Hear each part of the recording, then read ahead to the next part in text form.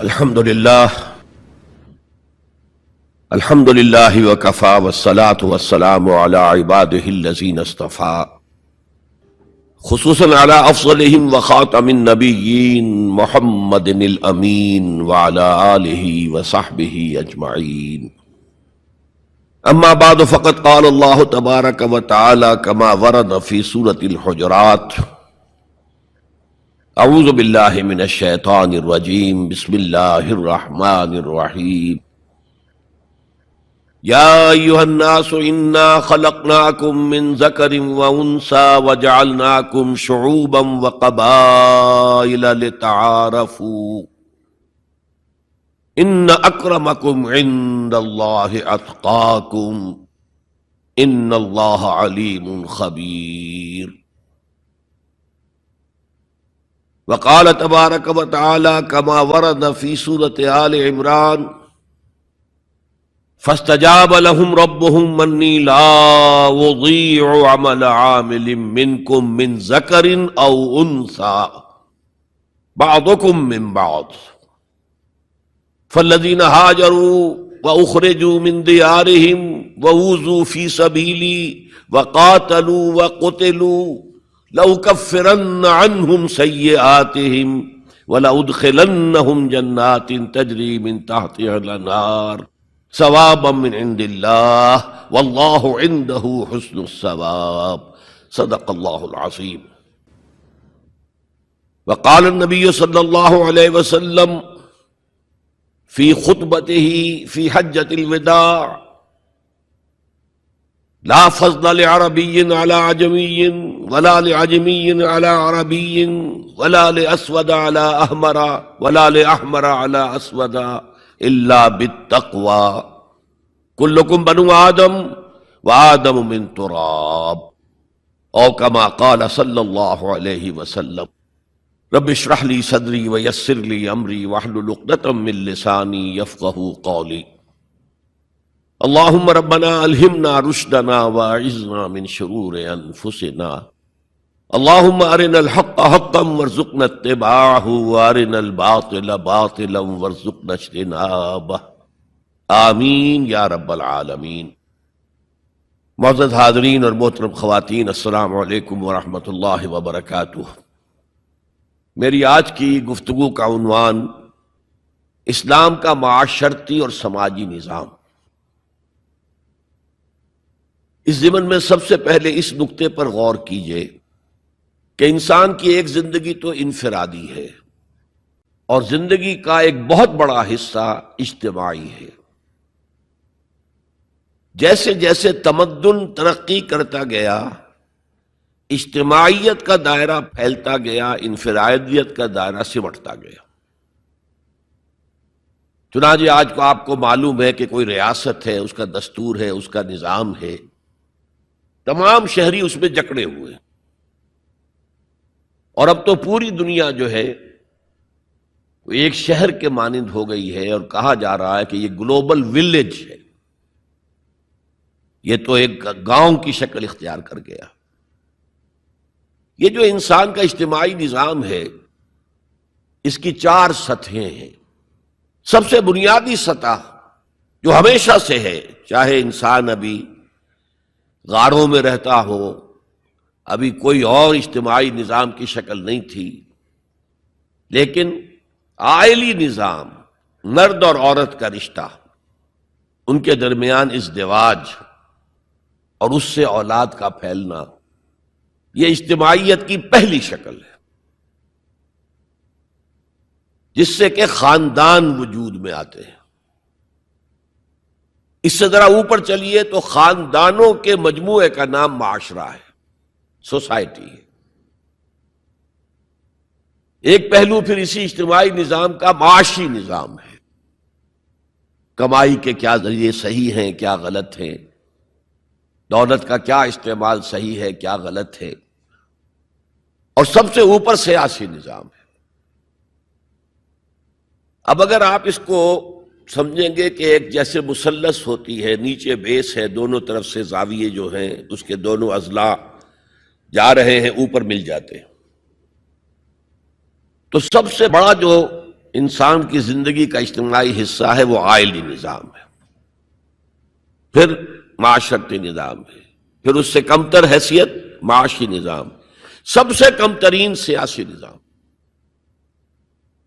میں یہ ساری باتیں کس لیے بتا رہا ہوں کہ قرآن مجید کا ہر طالب علم جانتا ہے کہ عائلی قوانین جس قدر تفصیل سے قرآن مجید میں بحث کی گئی ہے ان کے بارے میں، اس درجے میں معاشی قوانین کا بیان تو نہیں ہوا۔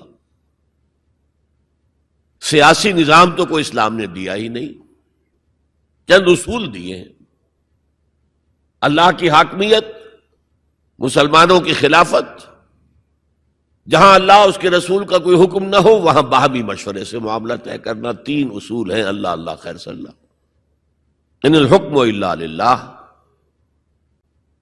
اور انی جاعل فی الارض خلیفہ، یا داؤد انا جعلناک خلیفۃ فی الارض، اور امرہم شورا بینہم، جہاں اللہ اور اس کے رسول کا حکم نہیں ہے تو آپ اسمبلی کے ذریعے سے اس طرح چاہیں کاؤنٹنگ آف ووٹ سے مشورے سے فیصلہ کر سکتے ہیں۔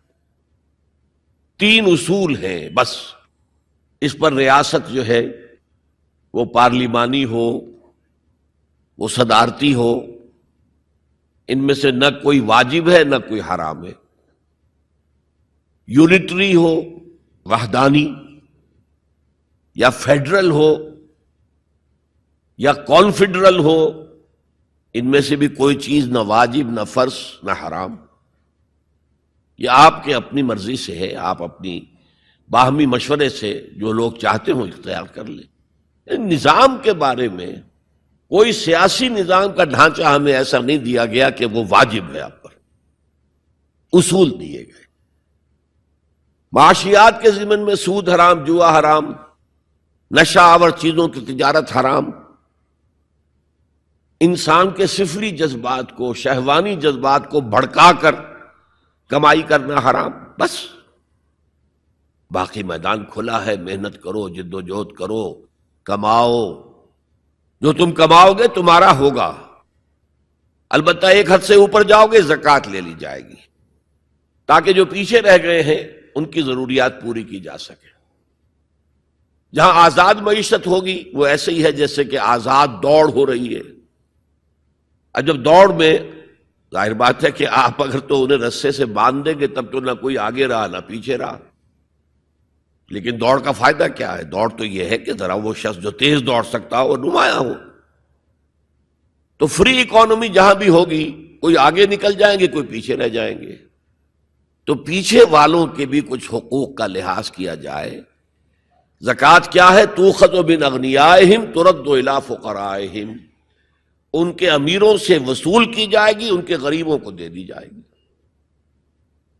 بس یہی جو ہے اسلام کا معاشی نظام ہے۔ لیکن معاشرتی نظام پر بڑی بحثیں آئی ہیں، سورہ نور، سورہ احزاب بہت مفصل، سورہ نساء، اور آئلی قوانین پر جو میں نے کہا تھا بالکل پہلے نیچے بیس ہے وہ اس مثلث کا، اس پر آپ دیکھتے ہیں کہ کئی رکوع، 3-4 رکوع تو سورہ بقرہ میں ہے، پھر سورہ نساء میں ہے، سورہ مائدہ میں ہے، پھر سورہ نور میں ہے، سورہ احزاب میں ہے، سورہ مجادلہ میں ہے، سورہ طلاق میں ہے، سورہ تحریم میں ہے۔ یہ آئلی قوانین تو بہت ہی تفصیل کے ساتھ بیان کیے گئے۔ حکمت کیا ہے کہ یہی تو ہے جڑ، بنیاد تو یہی ہے۔ اگر اسی بنیاد میں خرابی آ گئی تو خشت اول چونہد معمار کج، تا سریا می رود دیر کب دیوار کج، اگر پہلی اینٹ جو ہے دیوار کی ٹیڑھی رکھی گئی تو بناتے جائیے آپ، اوپر ٹیڑھ جائے گا آخر تک۔ اس لیے آئلی نظام کو سب سے زیادہ تفصیل کے ساتھ قرآن مجید میں بیان کیا گیا۔ اب دوسرا نقطہ دیکھیے، اسلام کے معاشرتی نظام کا جو اصل الاصول ہے، پہلی بنیادی بات جو ہے وہ کیا ہے؟ تمام انسان مرتبے میں برابر ہیں، پیدائشی طور پر کوئی انسان افضل نہیں، کوئی ارذل نہیں، کوئی اونچا نہیں، کوئی نیچا نہیں، پیدائشی طور پر اونچ نیچ ہوگی، وہ ہوگی ایکوائرڈ کریکٹرز کی وجہ سے، جو آپ نے حاصل کیا۔ آپ نے علم زیادہ حاصل کیا، آپ کی ایک عزت ہو جائے گی۔ آپ میں تقوی زیادہ ہے، خدا ترسی زیادہ ہے، آپ کی عزت کی جائے گی۔ آپ خادم خلق ہیں، آپ کی عزت کی جائے گی۔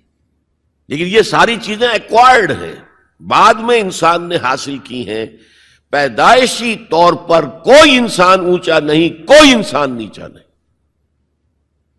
یہ بڑا انقلابی پیغام ہے قرآن کا، اور یہ سمجھیے کہ پورے عالم انسانیت کے لیے، میں ابھی گواہی بھی آپ کے سامنے پیش کروں گا کہ عالم انسانیت میں پہلی مرتبہ یہ پیغام اسلام نے دیا۔ چنانچہ میں نے آیت آپ کو سنائی، یا ایھا الناس، یا ایھا الذین آمنوا، نہیں، اے لوگو، انا خلقناکم، ہم نے ہی تم سب کو پیدا کیا، وجعلناکم شعوبا وقبائل، اور تمہیں قوموں میں اور قبیلوں میں تقسیم کر دیا۔ تمہاری رنگتیں مختلف ہیں، تمہارے ناک نقشے مختلف ہیں، تمہاری بولیاں مختلف ہیں۔ جعلناکم شعوبا وقبائل لتعارفوا، یہ صرف تعارف کے لیے ہے، یہ کوئی معیار نہیں ہے کہ یہ بلند ہے وہ کم ہے، فلاں نسل جو ہے اونچی ہے، فلاں نسل نیچی ہے، گورے جو ہیں اونچے ہیں اور کالے جو ہیں نیچے ہیں، یا مرد اونچے ہیں اور عورتیں نیچی ہیں۔ پیدائشی طور پر تمام انسان بالکل مساوی۔ اس اصول پر ہم نے بھی زیادہ غور نہیں کیا ہے۔ آپ جس معاشرے میں ہیں، یہاں پیدائشی طور پر برہمن اونچا ہے، شودر تو نیچا ہے۔ ویسے کوشش ہو رہی ہے، معاشرتی سطح پر کوشش ہو رہی ہے، قانونی سطح پر کوشش ہو رہی ہے کہ ان تصورات کو ختم کیا جائے۔ چنانچہ سب سے بڑھ کر یہ کوششیں امریکن سوسائٹی میں ہوئی ہیں۔ Any discrimination on the basis of the color of the skin is a crime۔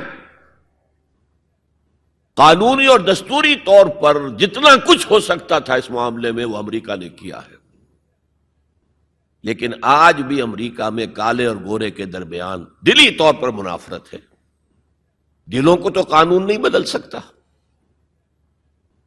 قانون تو آپ کے ظاہر پر حکمرانی کر سکتا ہے، اور میں سمجھتا ہوں کہ یہ کریڈٹ دیا جانا چاہیے، انہوں نے غلامی کے خاتمے کے لیے جنگ لڑی اور ان کے ہاں ڈسکریمنیشن بالکل ختم ہے، قانوناً بہت بڑا جرم ہے۔ پھر بھی حالات کیا ہیں؟ اگر کسی گوروں کی آبادی میں کوئی کالا افرو امریکن آ کر مکان خرید لیتا ہے تو اس آبادی میں جائیداد کی قیمت ایک دم گر جاتی ہے۔ اب وہ سارے گورے وہاں سے بیچ کے اپنے گھر باہر جا کے ٹاؤن شپس علیحدہ آباد کر لیتے ہیں، ان کے ساتھ رہنے کو تیار نہیں ہے۔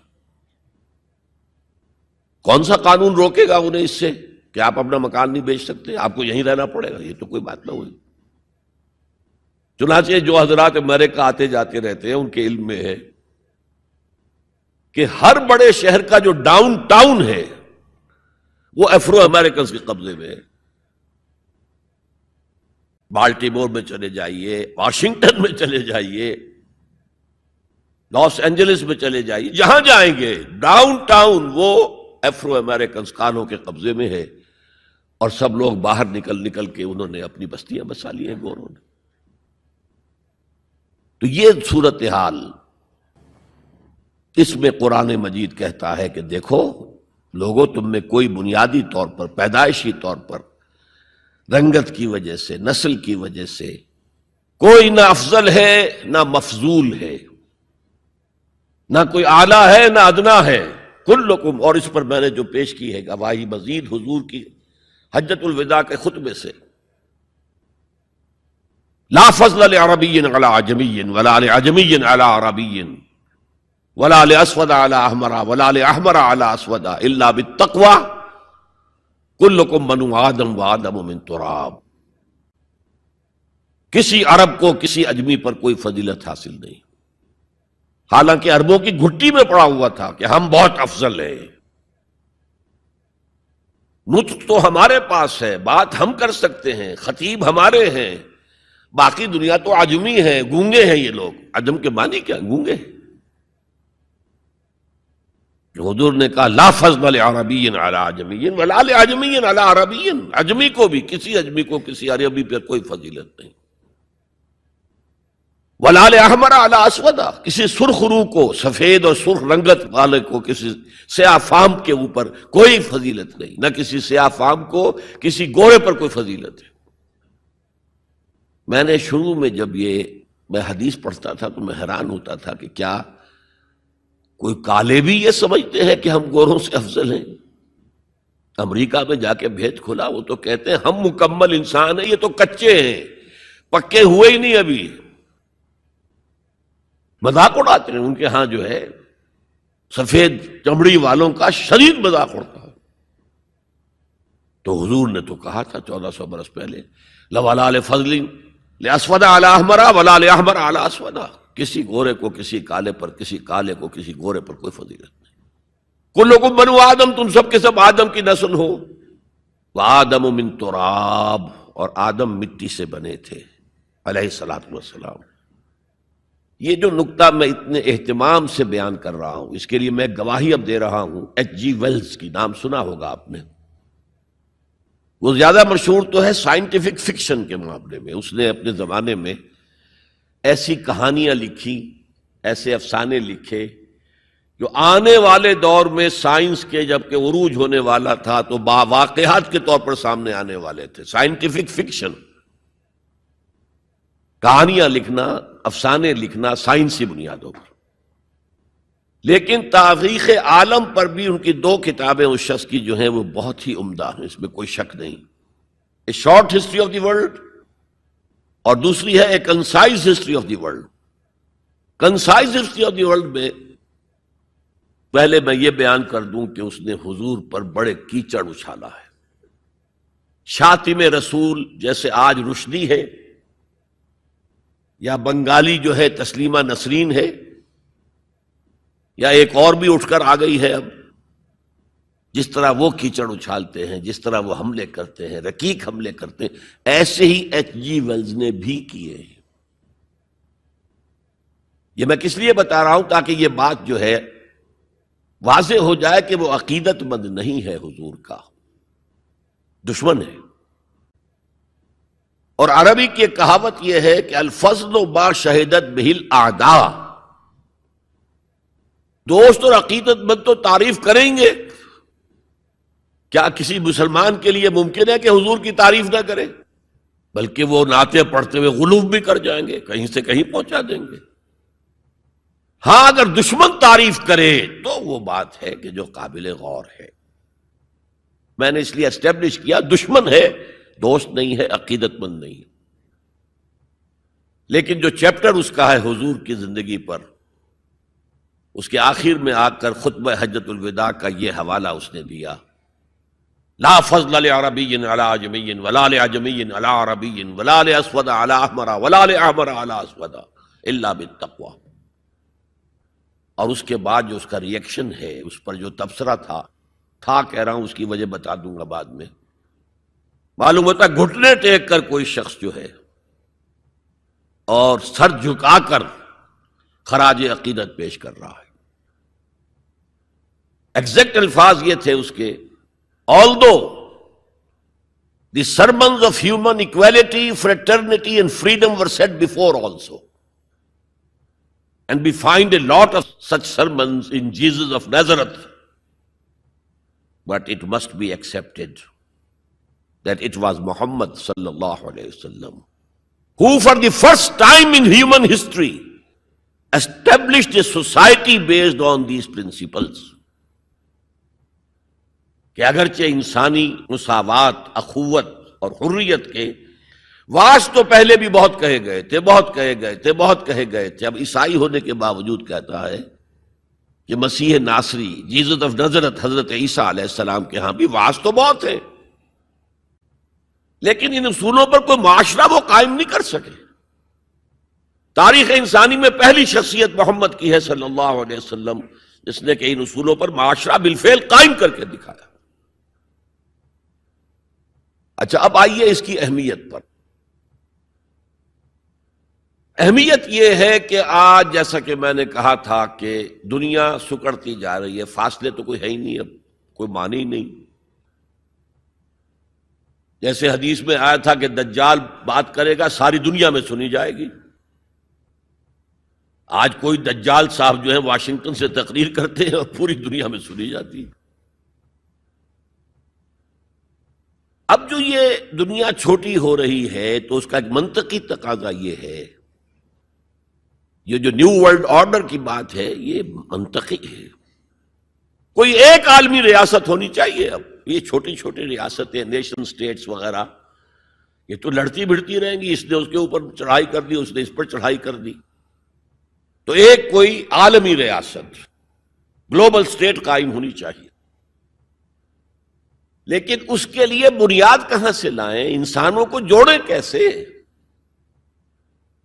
وہ تو نسل کی بنیاد پر جو ہے کٹے ہوئے ہیں، رنگت کی بنیاد پر ان کے دلوں کے درمیان جو ہے بودھ ہے۔ انسانیت کو ایک کرنے والی یا ایک ڈوری میں پرونے والی شے کون سی ہے؟ کون سی ڈوری ہے؟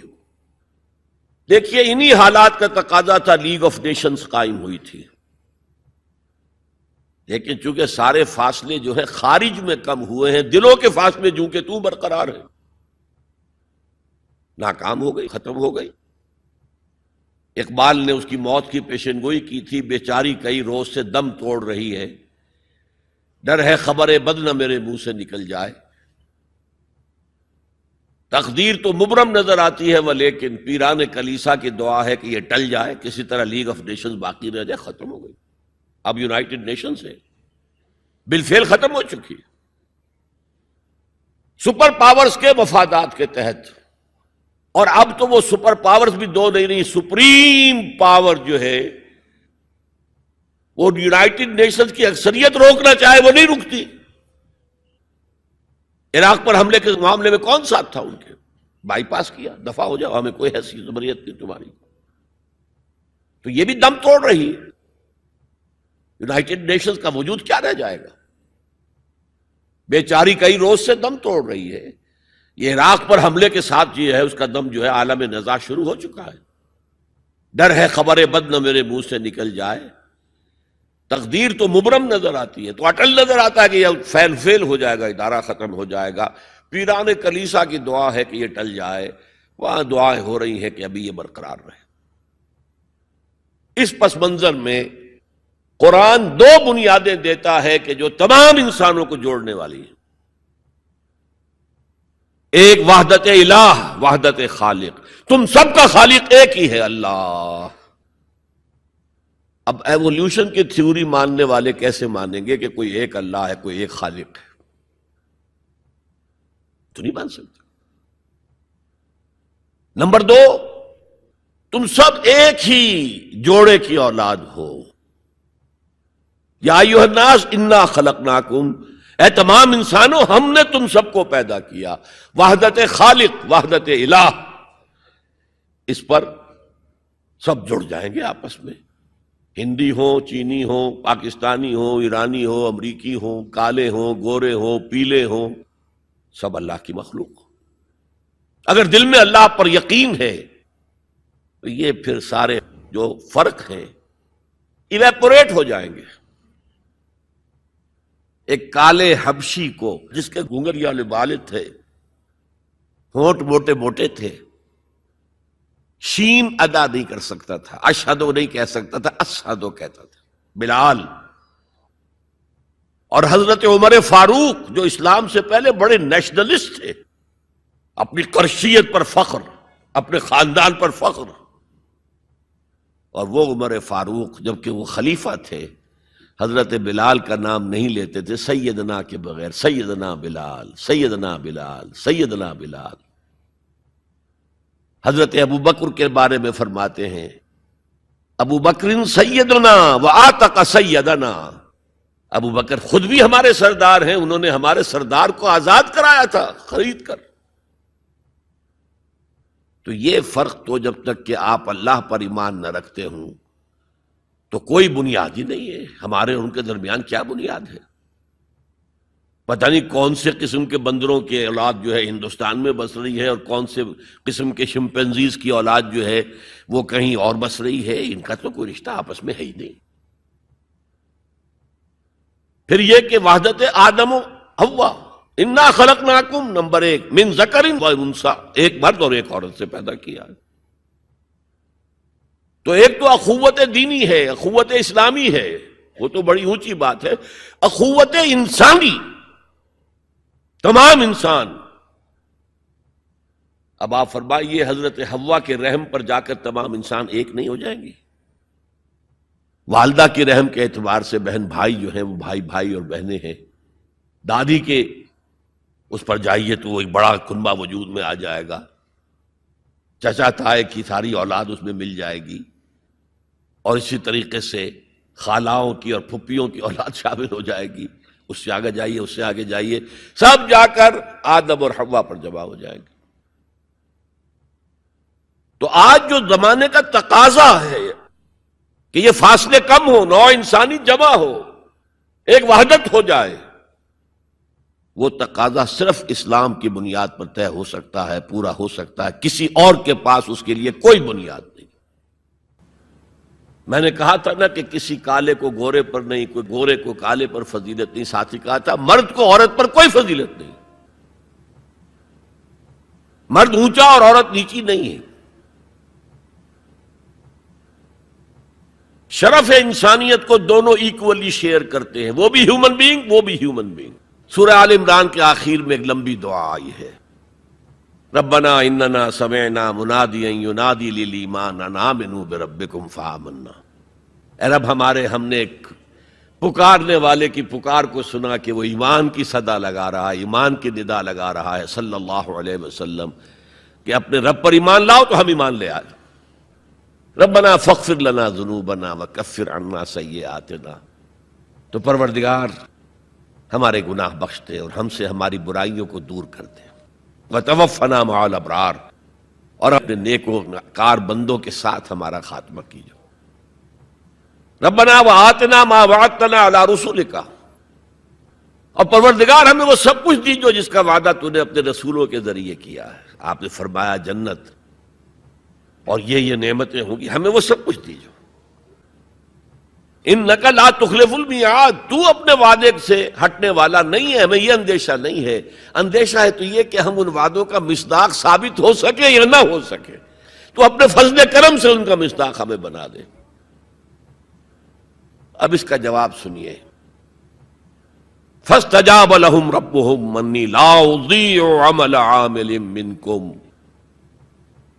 ان کے رب نے ان کی دعا کو قبول کیا اور فرمایا میں تم میں سے کسی عمل کرنے والے کے کسی عمل کو ضائع کرنے والا نہیں ہوں.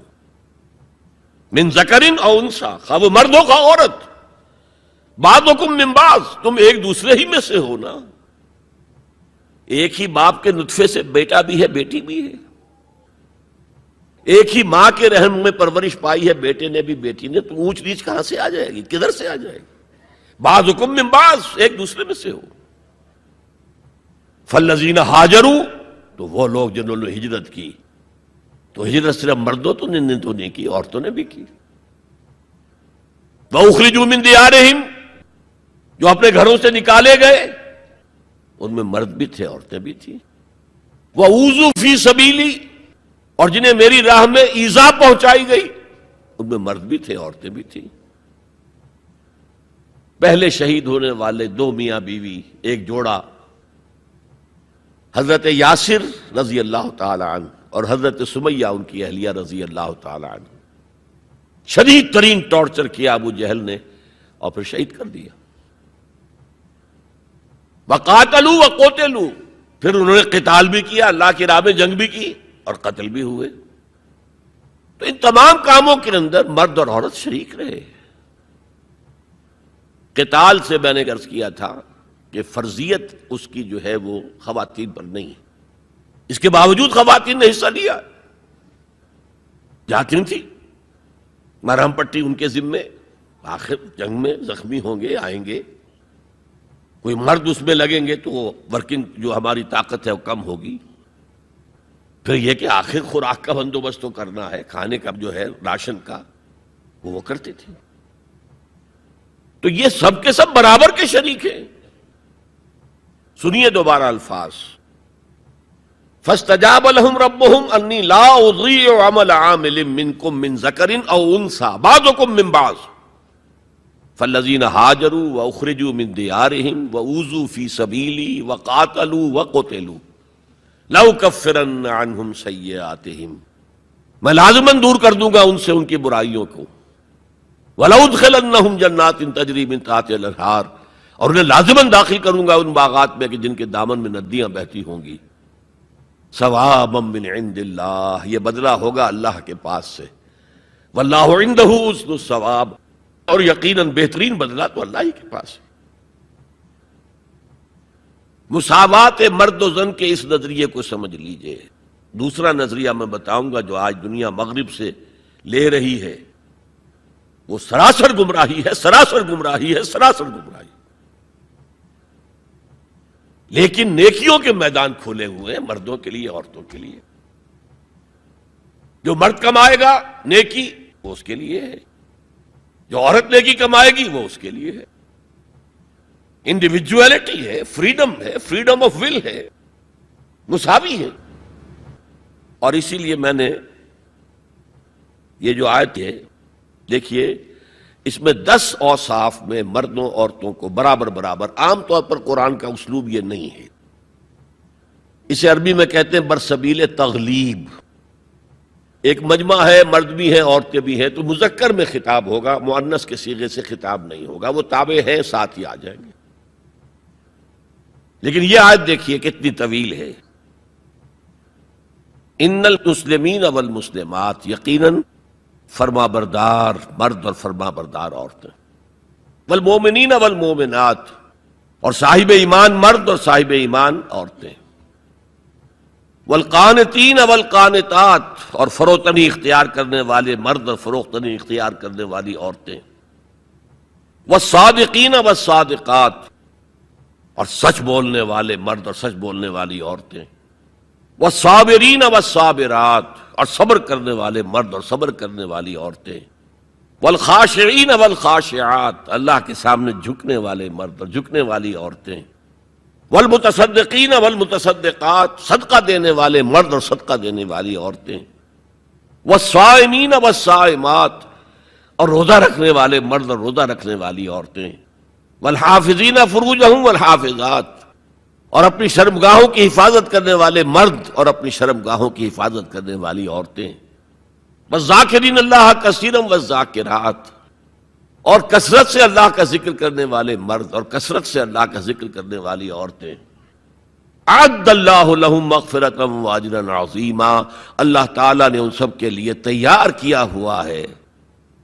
اعد اللہ لہم مغفرۃ، ایک تو مغفرت انہیں ملے گی اور اجر عظیم ملے گا. یہ ہے وہ تصور مساوات مرد و زن، کوئی اونچا نہیں کوئی نیچا نہیں. البتہ اب میں اگلے قدم پر آ رہا ہوں. ابھی تک تو افراد کی بات ہو رہی ہے، اب وہ ایک مرد اور ایک عورت شادی کرتے ہیں. یہاں آپ کو سمجھ لینا چاہیے اب وہ برابر نہیں رہے،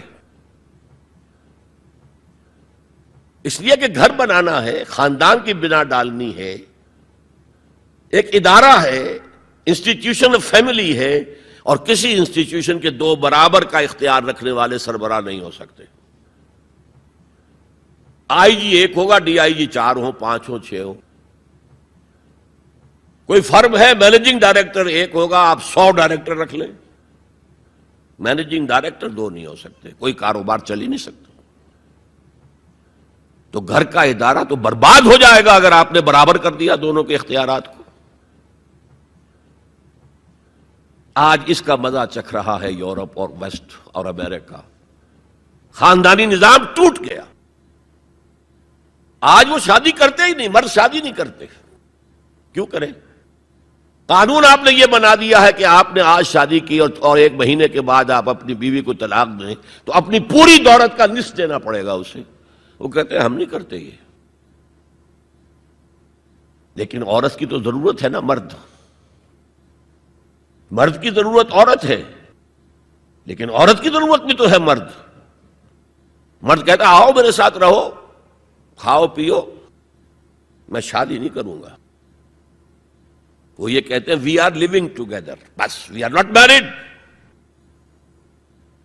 وی آر لیونگ ٹوگیدر. بچے بھی ہو رہے ہیں. یہ کلنٹن کا 3-4 سال پہلے صدر تھا وہ، تو اس کا جو آیا تھا state of the union address, سال میں 1 دفعہ وہاں کا صدر دیتا ہے، پوری قوم کو خطاب کرتا ہے. اس میں اس نے کہا تھا کہ عنقریب ہماری امریکی قوم کی اکثریت حرام زادوں پر مشتمل ہوگی. اس کے الفاظ حرام زادہ نہیں، اس نے کہا باسٹرڈ نہیں کہا. کیا کہا؟ Born without any wedlock. ماں باپ کے درمیان کوئی شادی کا بندھن ہے ہی نہیں اور بچے پیدا ہو رہے ہیں. یہی تو حرامی کہلاتے ہیں ہمارے ہاں. حرام زادہ کسے کہتے؟ اور یہودیوں نے حضرت مسیح کو کیوں کہا حرام زادہ؟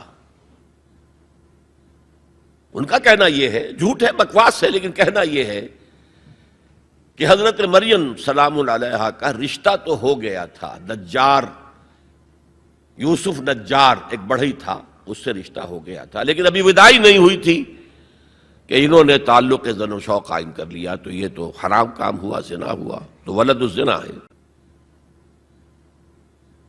بہرحال خاندان کا ادارہ تلپٹ ہو کر رہ گیا ہے. بنیادی طور پر اس کے لیے آئلی قوانین جو قرآن نے دیے. میں نے بارہا کہا کہ میں مسلمانہ نے بھارت کو سلام کرتا. انہوں نے اپنی آئلی قوانین میں آج تک کوئی دخل اندازی نہیں ہونے دی، جبکہ ہمارا حال یہ ہے کہ 1962 میں ایک ڈکٹیٹر، خود ساختہ فیلڈ مارشل، اس نے آئلی قوانین کا آرڈیننس نافذ کیا جس کو سب نے کہا، شیعہ، سنی، دیوبندی، بریلوی، اہل حدیث، جماعت اسلامی، سب نے کہا یہ غلط ہے اسلام کی روح سے، لیکن کوئی تحریک نہیں چلائی. جان تو کیا دینی تھی، کسی کے نکسیر تک نہیں پھوٹی. وہ آرڈیننس سے قانون بن گیا اور ضیاء الحق صاحب 11 سال تک اسلام اسلام اسلام اسلام پکارتے چلے گئے، اس آرڈیننس کو ہاتھ نہیں لگایا. قوانین جو کے تو رہے، یہاں تک کہ انہوں نے فیڈرل شریعت کورٹ قائم کی اور کچھ حسن کا ظن میرے بارے میں ہو گیا تھا، مجھے اپنی شورا کا رکن بنایا. پہلے انہوں نے وزارت پیش کی تھی مرکزی، میں نے کہا نہیں جناب، میں ایک تو اس کا اہل نہیں ہوں، کبھی ان میدانوں میں گیا ہی نہیں، حکومت کے کوریڈورز میں میرا آنا جانا نہیں ہے، میں اس کا اہل نہیں ہوں. ثانیاً اصل حکومت فوج کی ہے، آپ نے ہمیں کرنے کچھ نہیں دینا اور الزام ہم پر آئے گا. یہ ناکام ہوگا، اس لیے کہ اس سے پہلے کی ایک منسٹری تھی جس میں جماعت اسلامی اور جمعیت علماء اسلام کے وزراء تھے، اور ان دونوں کو داغدار کر کے اس نے نکال باہر کیا تھا. یہ کوئی کام نہیں کر سکے. بھائی کام تم کرنے دو تو کرے. تم تو کہتے میری کانسٹیچوئنسی تو فوج ہے، یہ تو فوج کو راضی رکھنا ہے. بہرحال میں نے ان سے کہا تھا یہ ہے 2 جولائی سن 82 کی بات. میں نے کہا آپ اپنے ماتھے پر کلنک کا ٹیکہ لیے پھر رہے ہیں. اور مجھے خیال بھی آیا کہ میں نے یہ کیا کیا، یہ تو میں نے تو محاورہ استعمال کیا تھا. ان کی پیشانی پر محراب تھا. میں نے سوچا یہ ناراض ہو نہیں ہوا، وہ اس معاملے میں بہت ٹھنڈے آدمی تھے، بہت متحمل مزاج. کہلے کیوں کہہ رہے ہیں آپ یہ؟ میں نے کہا دیکھیے آپ نے فیڈرل شریعت کورٹ بنائی، اس میں اپنے ہینڈ پکڈ علماء رکھے. تقی عثمانی کس کا چوائس ہے؟ آپ کا. پیر کرم شاہ کس کا چوائس ہے؟ آپ کا. ملک غلام علی کس کا چوائس ہے؟ آپ کا. اور اس کورٹ کے بھی ہاتھ باندھ دیے. ویسے تو یہ 2 بیڑیاں پہنائی تھی اور 2 ہتھکڑیاں، لیکن میں اس وقت اپنی گفتگو کے حوالے سے صرف ایک کا ذکر کر رہا ہوں، آئلی قوانین پر بھی آپ کوئی بات نہیں کر سکتے۔ میں نے کہا یہ کیا؟ یہ تو انگریز نے نہیں چھیڑے تھے ہمارے، اور بھارت کا مسلمان آج تک اس کی حفاظت کر رہا ہے۔ میں نے کہا دیکھیے یہ غلام احمد پرویز نے بنوائے تھے جو منکر حدیث تھا، اور اس کا اثر تھا چونکہ وہ گورنمنٹ آف پاکستان میں ڈپٹی سیکریٹری تھا کسی مرکزی محکمے میں، وہ اس کے زیر اثر جو ہے ایوب خان نے وہ قوانین بنائے۔ اور میں نے کہا ضیاء الحق سے کہ وہ بھی زندہ ہے، ابھی زندہ تھے وہ عدالت میں آئے ثابت کر دیں کہ کتاب و سنت کے خلاف کوئی چیز اس میں نہیں ہے، میں خوش، میرا خدا خوش۔ میں یہ تو نہیں کہتا کہ جو میں کہوں وہ آپ کریں، لیکن آپ نے عدالت کے ہاتھ کیوں بند کیے؟ کہنے لگے کہ پھر ان خواتین کو کون مطمئن کرے گا؟ میں نے کہا اگر آپ کا سوچ کا انداز یہی ہے تو یہ میرا استعفیٰ حاضر ہے، میں آپ کی شورا میں نہیں بیٹھ سکتا، استعفیٰ دے کر آگے۔ میں جو حوالے سے بات کر رہا تھا وہ یہ کہ جب یہاں وہ ایجیٹیشن ہوا ہے، اور میں دلی میں تھا اور میں نے انگریزی اخبار میں فوٹو دیکھا تھا کہ جس قدر عظیم ایک جلسہ بمبئی میں ہوا تھا، کیپشن یہ تھا اخبار میں، اے میمتھ گیدرنگ آف بامبے مسلمز، میمتھ، اور اس میں ظاہر بات ہے ایجیٹیشن کے اندر جانیں بھی دینی پڑی، سب کچھ ہوا۔ پھر حکومت نے گھٹنے ٹیک دیے کہ نہیں؟ اور صرف گھٹنے نہیں ٹیکے، راجیو کی یہ تقریر لوک سبھا کی ریکارڈ پر ہے کہ میں نے تو اس سے پہلے کبھی مطالعہ نہیں کیا تھا، اب اس مسئلے پر مطالعہ کیا ہے تو میں نے دیکھا ہے کہ جتنے حقوق اسلام نے عورت کو دیے کسی مذہب نے نہیں دیے۔ یہ بات ہے جو اسے ماننی پڑی، لیکن برابر آپ کر دیں گے تو خاندان کا ادارہ ختم ہو جائے گا۔ اسی لیے فرمایا گیا الرجال قوامون علی النساء فالصالحات قانتات حافظات للغیب بما حفظ اللہ۔ مرد حاکم ہیں عورتوں پر، نیک بیویاں وہ ہیں جو اپنے شوہروں کی اطاعت کرتی ہیں۔ ظاہر بات ہے کہ کوئی رائے ہے، اختلاف رائے ہو گیا ہے شوہر اور بیوی میں، بیوی دلیل سے سمجھا لے، اپیل سے سمجھا لے، جس طرح بھی سمجھا لے، من والے ٹھیک ہے، اور نہیں تو اسے شوہر کی بات ماننی پڑے گی۔ فالصالحات قانتات، وہی لفظ جو ابھی آپ نے پڑھا، قانتین بالقانتات، فرما بردار مرد اور فرما بردار عورتیں۔ تو نیک بیویاں تو وہ ہیں جو اپنے شوہروں کی اطاعت گزار ہیں، اس سے وہ بانڈ جو ہے مضبوط رہتا ہے۔ پھر اسلام نے اتنا منصفانہ نظام کیا ہے قائم۔ میں نے آپ کے سامنے اقبال کا ایک مصرع پڑھا تھا، وہ جو ابلیس نے کہا کہ عصر حاضر کے تقاضاؤں سے ہے لیکن یہ خوف ہو نہ جائے آشکارا شر پیغمبر کہیں۔ زمانے کا تقاضا، یہ زمانہ ادھر جا رہا ہے، مجھے خطرہ ہے اسلام آئے گا جو آج بش کو خطرہ ہے، آئے گا چاہے اس سے پہلے لاکھوں مسلمان قتل ہو جائیں، چاہے اس سے پہلے کروڑوں مسلمان قتل ہو جائیں۔ تاتاریوں کے ہاتھوں بھی کروڑوں قتل ہوئے تھے، لیکن پھر تاتاریوں نے مسلمانوں کو فتح کیا تھا، اسلام نے تاتاریوں کو فتح کر لیا۔ ہے آیا فتنہ تاتار کے افسانے سے، پاسماں مل گئے کعبے کو صنم خانے سے۔ ہو سکتا ہے اب بھی ایسا ہو جائے، تو وہ ڈرتے ہیں کہ یہ نظام آئے گا، اس لیے اتنے خوف زدہ ہیں۔ جب اللہ نے مرد کو بنایا طاقتور زیادہ، اور عورت کا حسن یہ ہے کہ وہ نازک ہو۔ وہ کبھی کوئی حمیدہ پہلوان ہوتی تھی بھارت میں ایک، اس نے جو کہا تھا کہ میں اس سے شادی کروں گی جو مجھے پچھاڑ لے۔ میں کون پچھاڑے گا اس کو، خود ہی پچھاڑ جائیں گے وہ۔ تو عورت کا حسن تو نزاکت میں ہے، لہذا بھاری بوجھ اس پر نہیں ڈالے۔ ملک کا ڈیفنس مردوں کا ذمہ داری ہے، نان نفقے کی فراہمی مردوں کی ذمہ داری، عورت کی نہیں ہے۔ عورت کا کام ہے گھر میں رہے، شوہر کے لیے اچھا ماحول پیدا کرے. اب اگر دن بھر 8 گھنٹے عورت بھی کام کر کے آئی ہے، کسی باس نے بھی جھڑک دیا ہوگا، کچھ اور ہوگا، تھکی تھکائی اور طبیعت تقدر لے کر آئی ہے، مرد کا بھی یہی حشر ہے، گھر میں جائیں گے تو کیا ہوگا؟ لڑیں گے. لیکن گھر میں رہی ہو عورت، پھر بچے آ جاتے ہیں، 1 بجے آ گئے، ماں باپ دونوں آئیں گے شام کو 6 بجے، 7 بجے، 8 بجے. بڑے بڑے شہروں میں تو وہاں پر 2 گھنٹے تو لگتے ہیں گھر پہنچنے میں. یہ بچے کیا کریں گے؟ کس قسم کے تجربات کریں گے؟ کہ سارا بیڑا غرق ہو رہا ہے. عورت کے ذمہ نہیں ہے کام کرنا.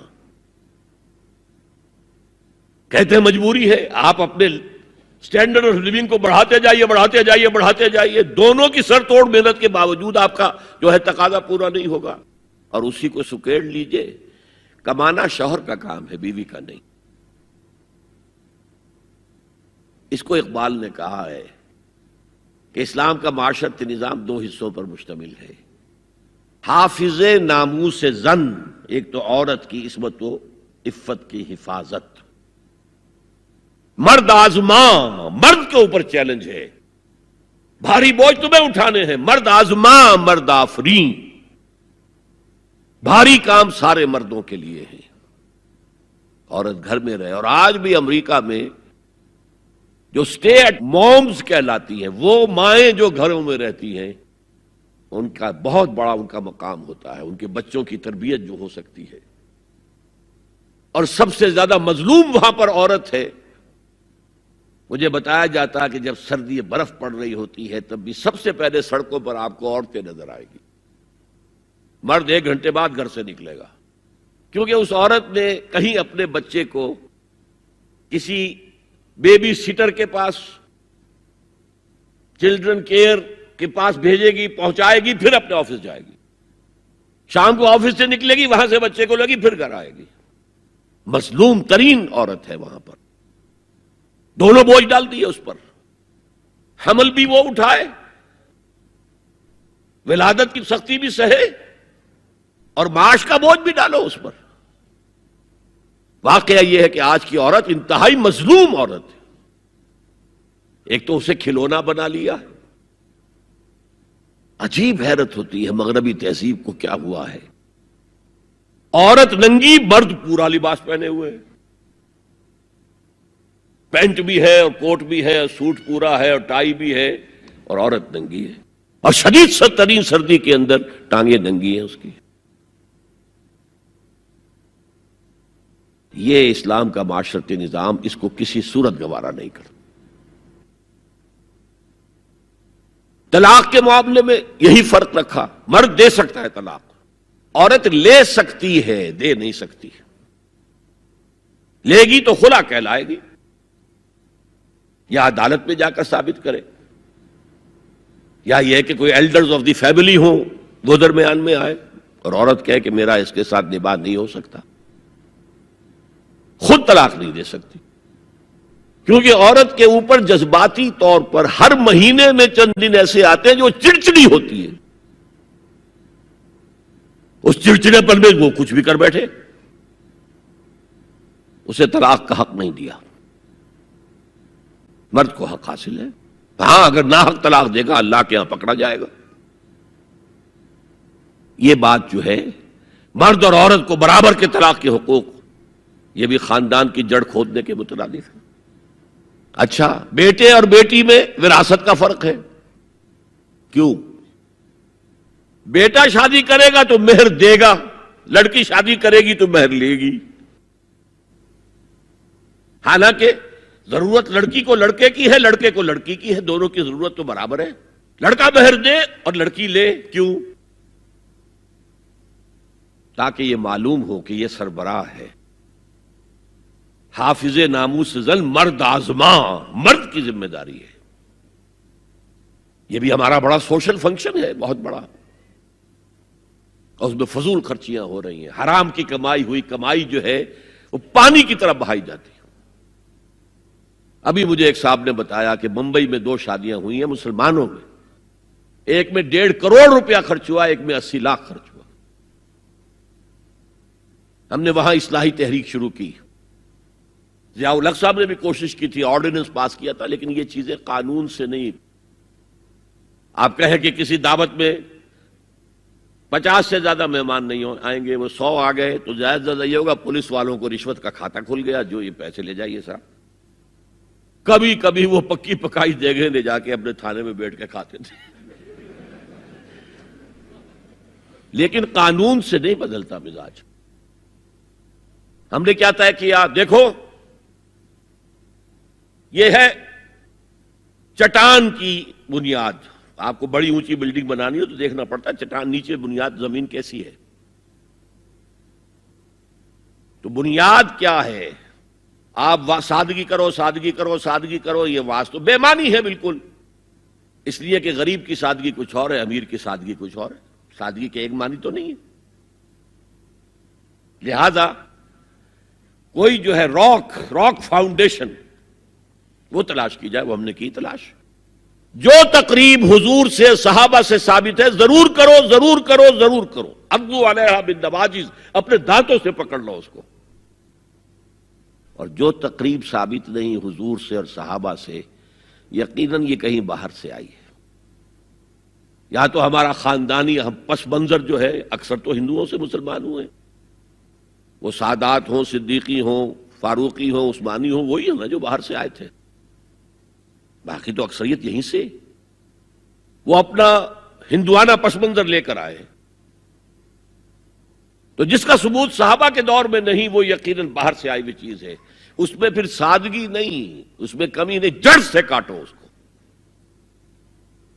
اس بنیاد پر ہم نے 5 فیصلے کیے. ذرا سن لیجئے آپ بھی، اگر آپ کوئی سوشل ورک کرنا چاہیں اس کو عام کریں. نمبر 1، نکاح مسجد میں.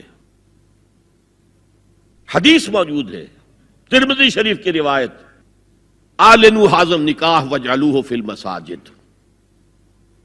نکاح کا اعلان عام کیا کرو، مسجدوں میں منعقد کیا کرو. میں حیران ہوتا ہوں کیوں نہیں علماء کرام نے اس کی طرف توجہ دلائی. حدیث ہے. ہاں میں مانتا ہوں ان کا کہنا یہ ہے کہ یہ یہاں جو امر ہے کہ مسجد میں منعقد کرو، یہ امر وجوب کے لیے نہیں ہے، استحباب کے لیے. مستحب ہے یہ کہ مسجد میں. تو بھائی مستحب کیوں چھوڑ رہے ہو تم؟ وہ اس لیے چھوڑنا پڑتا ہے، مولوی بیچارے کی حیثیت ہے ہی نہیں معاشرے میں کہ وہ کہے جناب یہاں آئیے میرے پاس، میں نہیں آؤں گا آپ کے گھر نکاح پڑھانے کے لیے. وہ اپنا رجسٹر بغل میں دبائے بیٹھا سوکھتا رہتا ہے. وہ تو آنی تھی بارات عصر کے وقت، مغرب بھی جا رہی ہے، آئی ہی نہیں، وہ بیٹھا قریب. پہلے 20-30 روپے ملتے تھے، اب 200 300 400 ملتے ہیں. اور کیا ہے؟ میں نے انہیں یاد دلایا، دیکھو شرم کرو. عیسائیوں نے آج تک اپنے چرچ کی اور اپنے پادری کی عزت یہ رکھی ہے کہ شہزادے اور شہزادی کی شادی ہوگی وہ بھی پادری چرچ میں آئیں گے. شہزادے کی شادی ہو رہی ہے تو جو ان کی پارلیمنٹ کے ساتھ ہے چرچ، وہاں شادی ہوگی. وہاں پردہ نہیں ہے، لڑکا لڑکی دونوں آمنے سامنے کھڑے ہو کر قول و قرار کریں گے. ہمارے ہاں پردہ ہے تو اس لیے لڑکی کے گھر بھی جائیں گے تو لڑکی تو محفل میں نہیں آئے گی.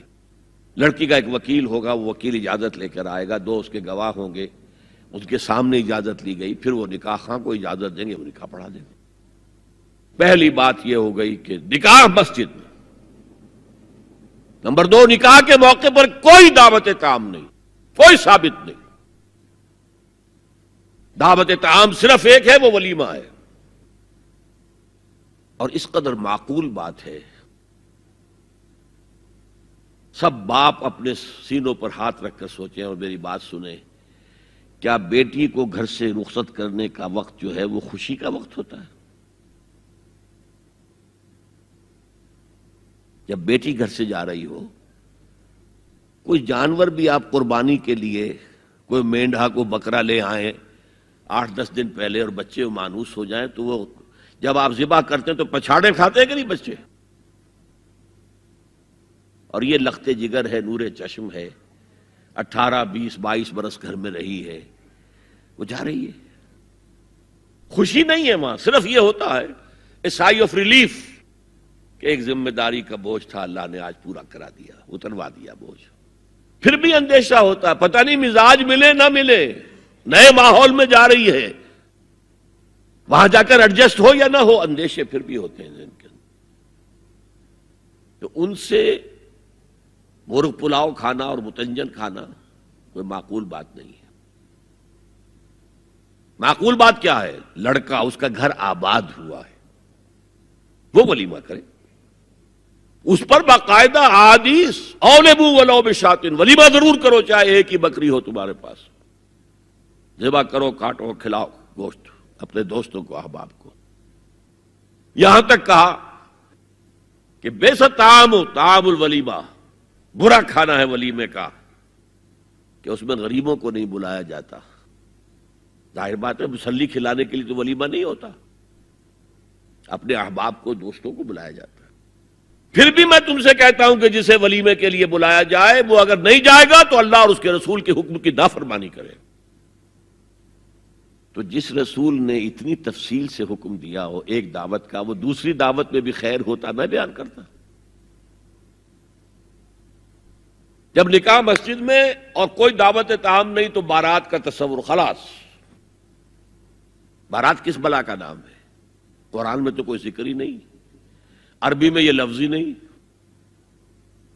اجتماعی طرفین مسجد میں ہوا، نکاح ہوا، لڑکی کو، حضرت فاطمہ کو رضی اللہ تعالی عنہا، کچھ خواتین جا کر چھوڑ آئی تھی اس حجرے میں جو ایک انصاری صحابی نے حضرت علی کو دیا تھا۔ ان کا تو کوئی گھر بھی نہیں تھا، کوئی حضرت علی آئے ہوں اور آ کر وداع کرا کے لے کے گئے ہوں، کچھ بھی نہیں۔ چوتھی چیز، جہیز کا کوئی تصور اسلام میں نہیں، خالص ہندوانہ رسم، خالص ہندوانہ رسم، خالص ہندوانہ رسم۔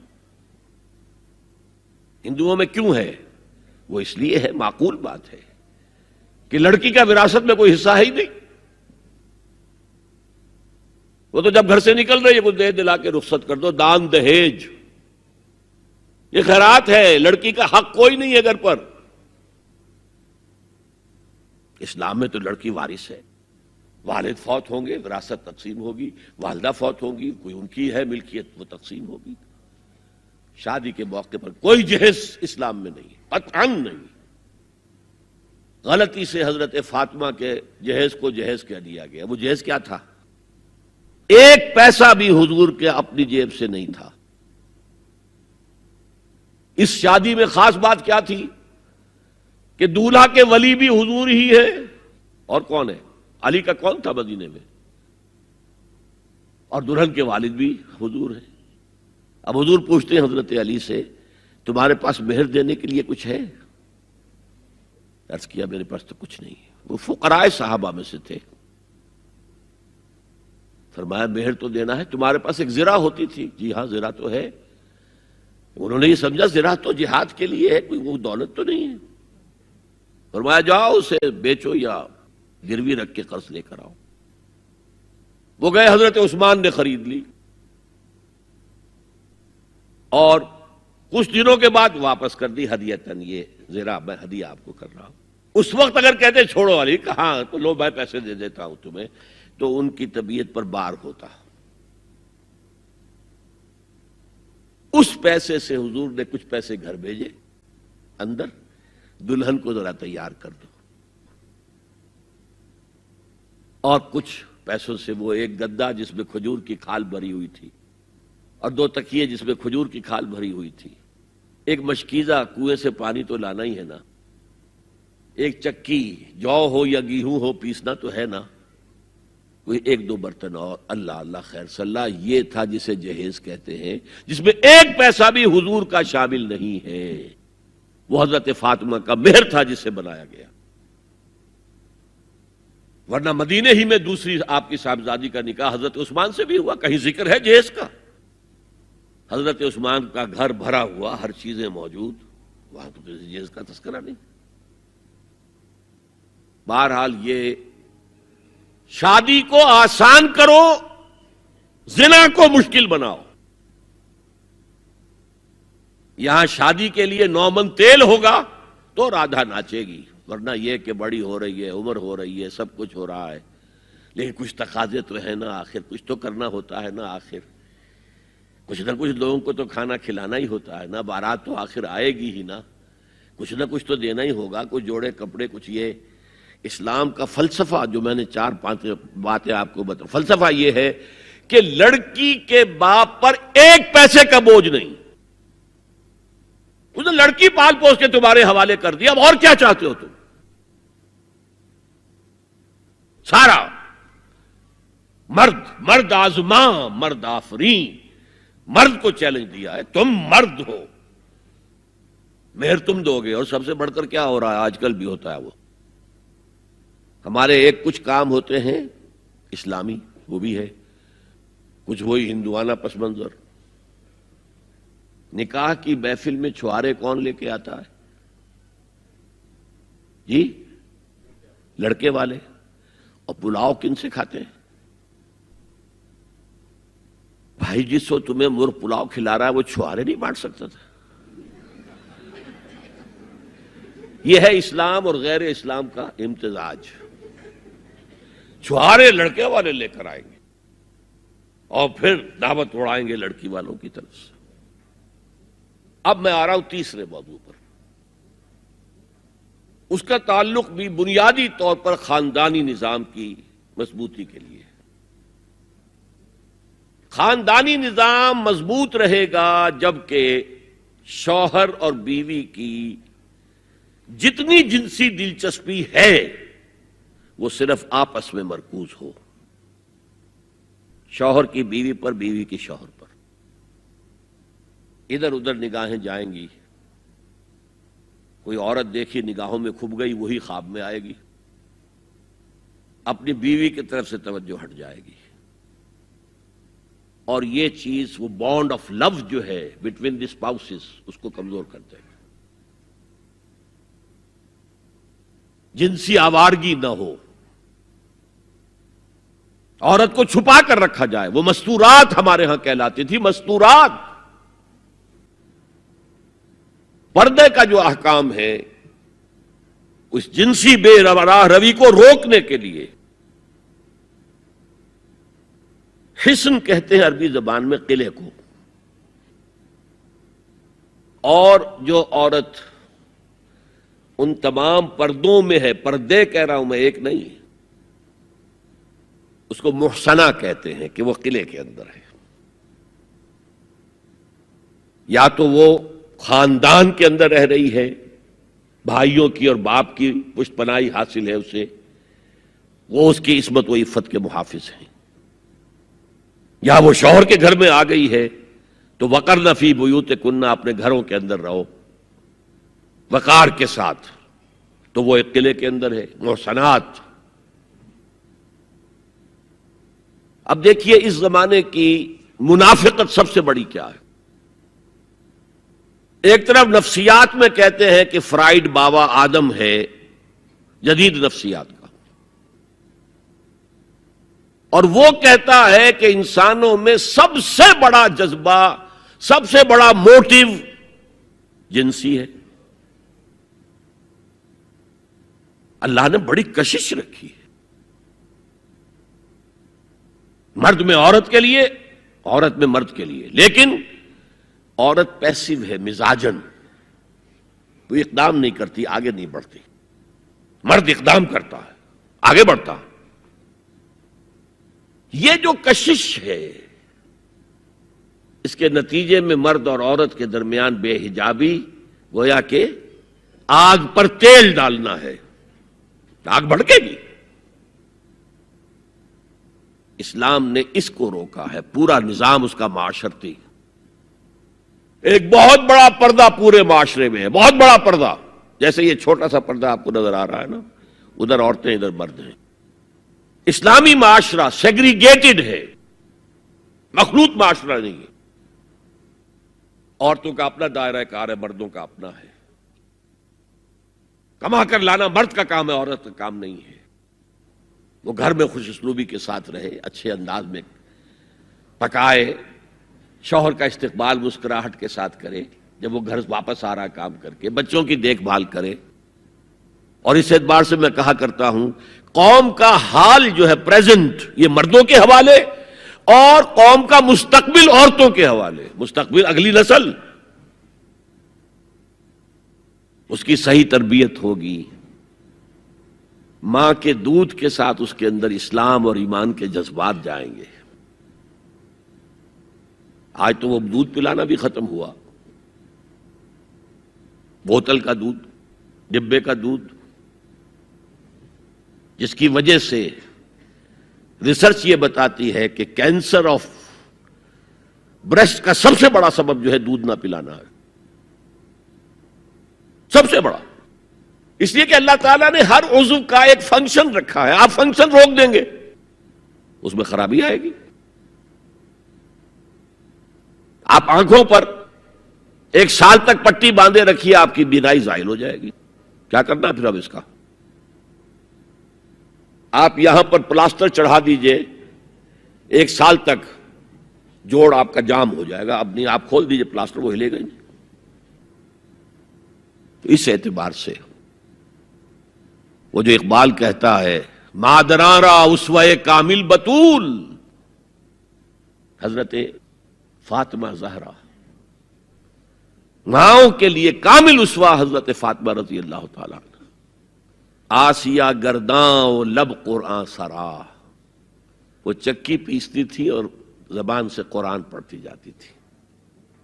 اور میں نے اپنے بچپن میں ایسی خواتین کو دیکھا ہے جو چکی پیس رہی ہیں، قرآن پڑھ رہی ہیں اور چھاتی سے بچہ چمٹا ہوا دودھ پی رہا ہے۔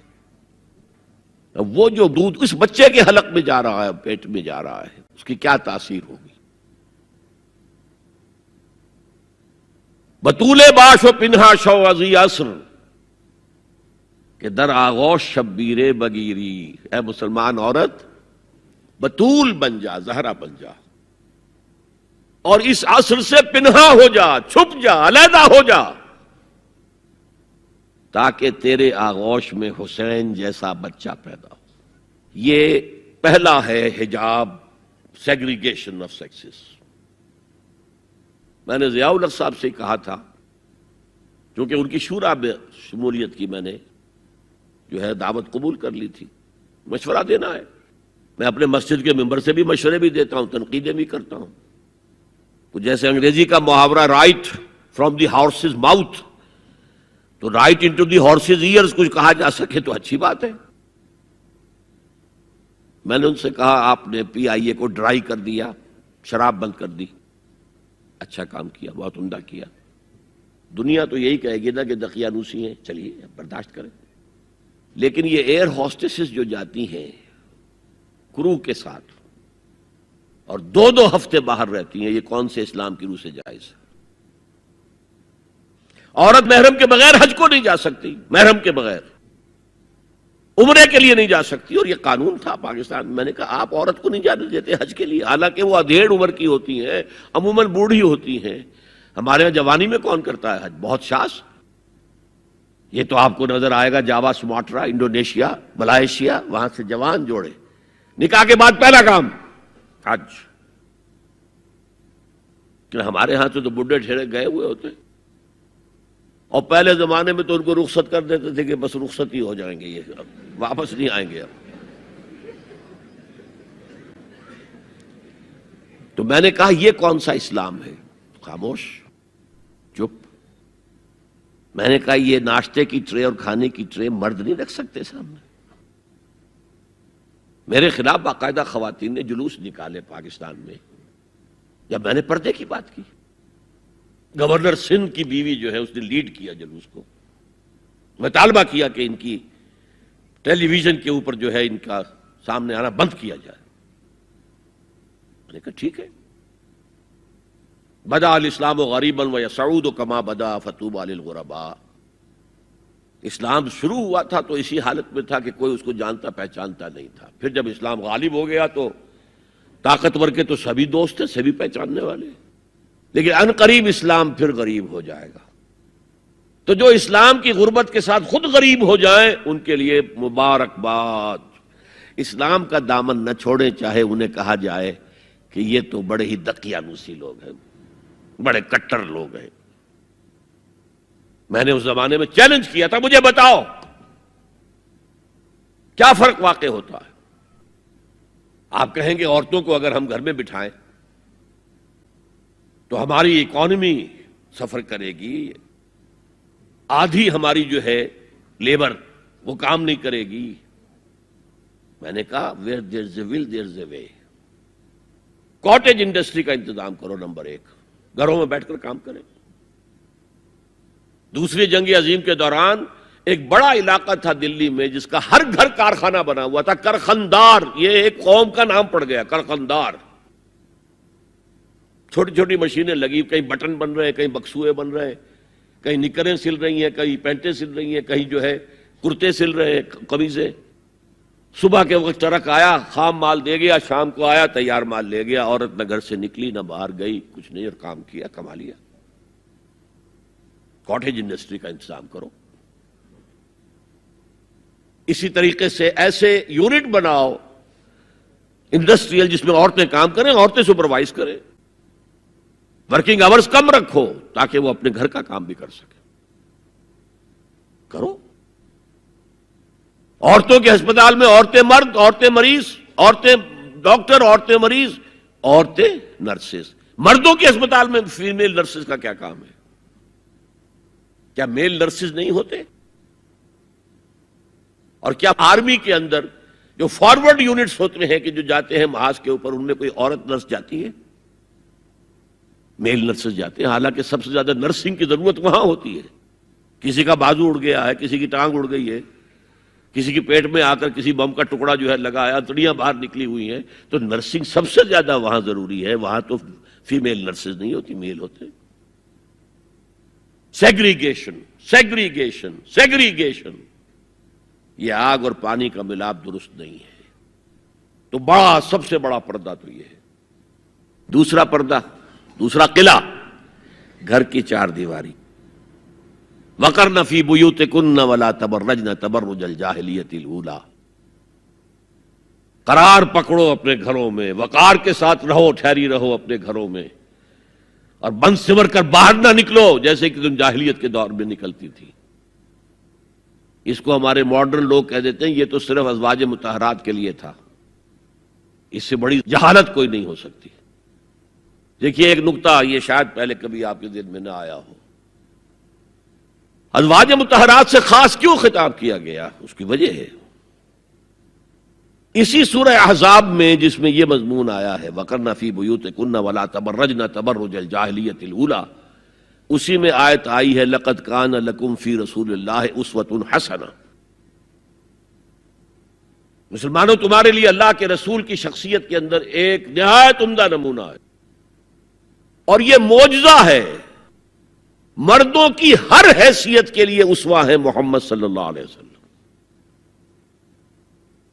امام کے لیے آپ کا اسوہ ہے کہ نہیں؟ مسجد نبوی کے امام تھے کہ نہیں؟ مبلغ کے لیے ہے کہ نہیں؟ سب سے بڑا کام تو آپ کا تبلیغی تھا۔ مزکی اور مربی کے لیے ہے کہ نہیں؟ باپ کے لیے ہے یا نہیں؟ شوہر کے لیے ہے یا نہیں؟ سپہ سالار کے لیے ہے یا نہیں؟ قاضی القضات کے لیے ہے یا نہیں؟ مرد کی ہر حیثیت کے لیے اسوہ ہے۔ آخر عورت کی نسوانی زندگی کے لیے تو حضور رسوا نہیں بن سکتے، یہ خلا ہے۔ مرد کے لیے کامل اسوہ، عورت کے لیے بھی اسوہ، لیکن اس کی خاص نسوانی زندگی کے لیے اسوہ نہیں۔ اس خلا کو پر کیا ازواج مطہرات سے۔ لستن کاحد من النساء، اے محمد کی بیوی تم عام عورتوں کے مانند نہیں ہو۔ پھر جو احکام دیے گئے ہیں وہ سب کے لیے ہیں، لیکن اس میں چیریٹی بگنز ایٹ ہوم، گھر سے شروع کرو۔ سب سے پہلے خواتین، حضور کی بیویاں جو ہے وہ مخاطب ہوں۔ اور اے مسلمانوں، اگر حضور کی بیویوں سے کوئی چیز مانگنی ہو تو حجاب کے پیچھے سے مانگو، رو در رو مت ہو۔ فَاسْأَلُوهُنَّ مِنْ وَرَاءِ حجاب۔ یہ دوسرا قلعہ ہو گیا، حافظ ناموس زن۔ مقصد کیا ہے؟ عورت کی عزت، عورت کی عصمت، عورت کی عفت کی حفاظت۔ تیسرا جسے ہم ستر کہتے ہیں، عورت گھر میں بھی ہے، گھر میں ہے، اور وہاں صرف محرم آئیں گے، نامحرم نہیں آئیں گے۔ محرموں کی اتنی لمبی لسٹ دی گئی ہے، اللہ نے کس لیے دی ہے؟ کیا قرآن مجید میں لفاظی ہے؟ ایک ایک لفظ گنجینہ معنی کا طلسم اس کو سمجھیو، جو لفظ کے غالب میرے اشعار میں آوے۔ غالب نے تو تعلی کی ہے، اللہ کے کلام میں تو یہ بات صحیح ہے نا۔ گھر کے اندر نامحرم نہیں آئے گا۔ گھر میں اگر وہی ایک بیٹی تھی جو آپ نے اپنے داماد کو دے دی ہے اور کوئی اور بیٹی نہیں ہے تو داماد گھر میں آ سکتا ہے ورنہ نہیں آ سکتا۔ سالی سے اس کا پردہ ہے،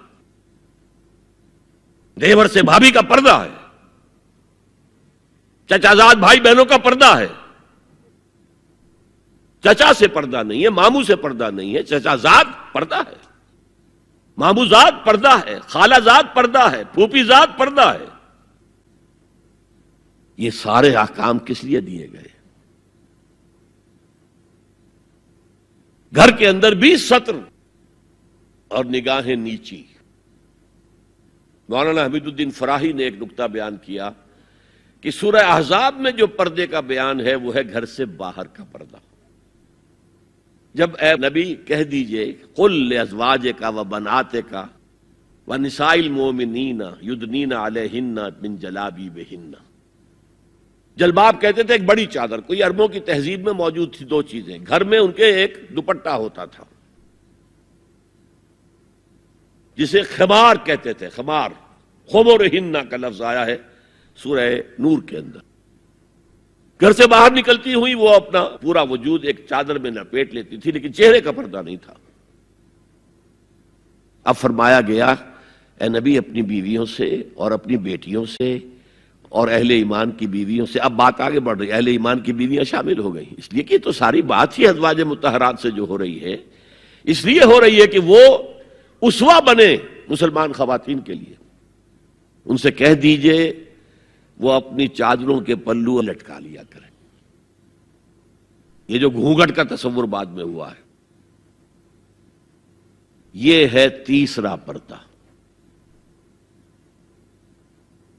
ستر کی حد تک ہے ستر آپ نے، اور اس میں بھی کیسے کیسے احکام دیے گئے۔ لباس وہ پہنو جو ڈھیلا ہو، تنگ نہ ہو، ٹائٹ نہ ہو،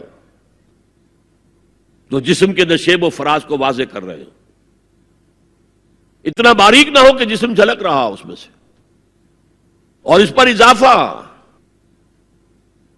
وَاضْرِبْنَا بِخُمُرِهِنَّ عَلَى جُيُوبِهِنَّ، اپنے گریبانوں کے اوپر اپنی اوڑھنیوں کے، یہ خمار آ گیا جو اوڑھنی ہوتی ہے، اس کے بکل مار لو، تاکہ نسوانی حسن کا ایک بڑا حصہ ہے یہ چھاتی جو ہے، اس کو اور ایک کور ایڈیشنل مل جائے۔ کرتا تو ہے ہی لیکن وَاضْرِبْنَا بِخُمُرِهِنَّ، خمار کی جمع خمر۔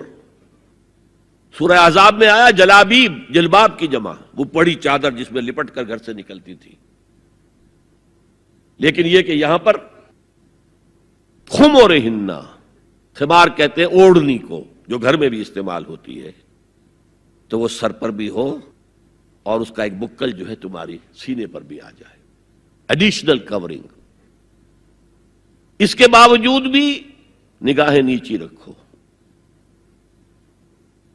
باپ کی نگاہ بھی نہ پڑے تمہارے نسوانی حسن پر، وہ بھی مرد ہے، بھائی کی نگاہ نہ پڑے۔ اہل ایمان تم بھی اپنی نگاہیں نیچی رکھو، اور اہل ایمان عورتوں تم بھی اپنی نگاہیں نیچی رکھو۔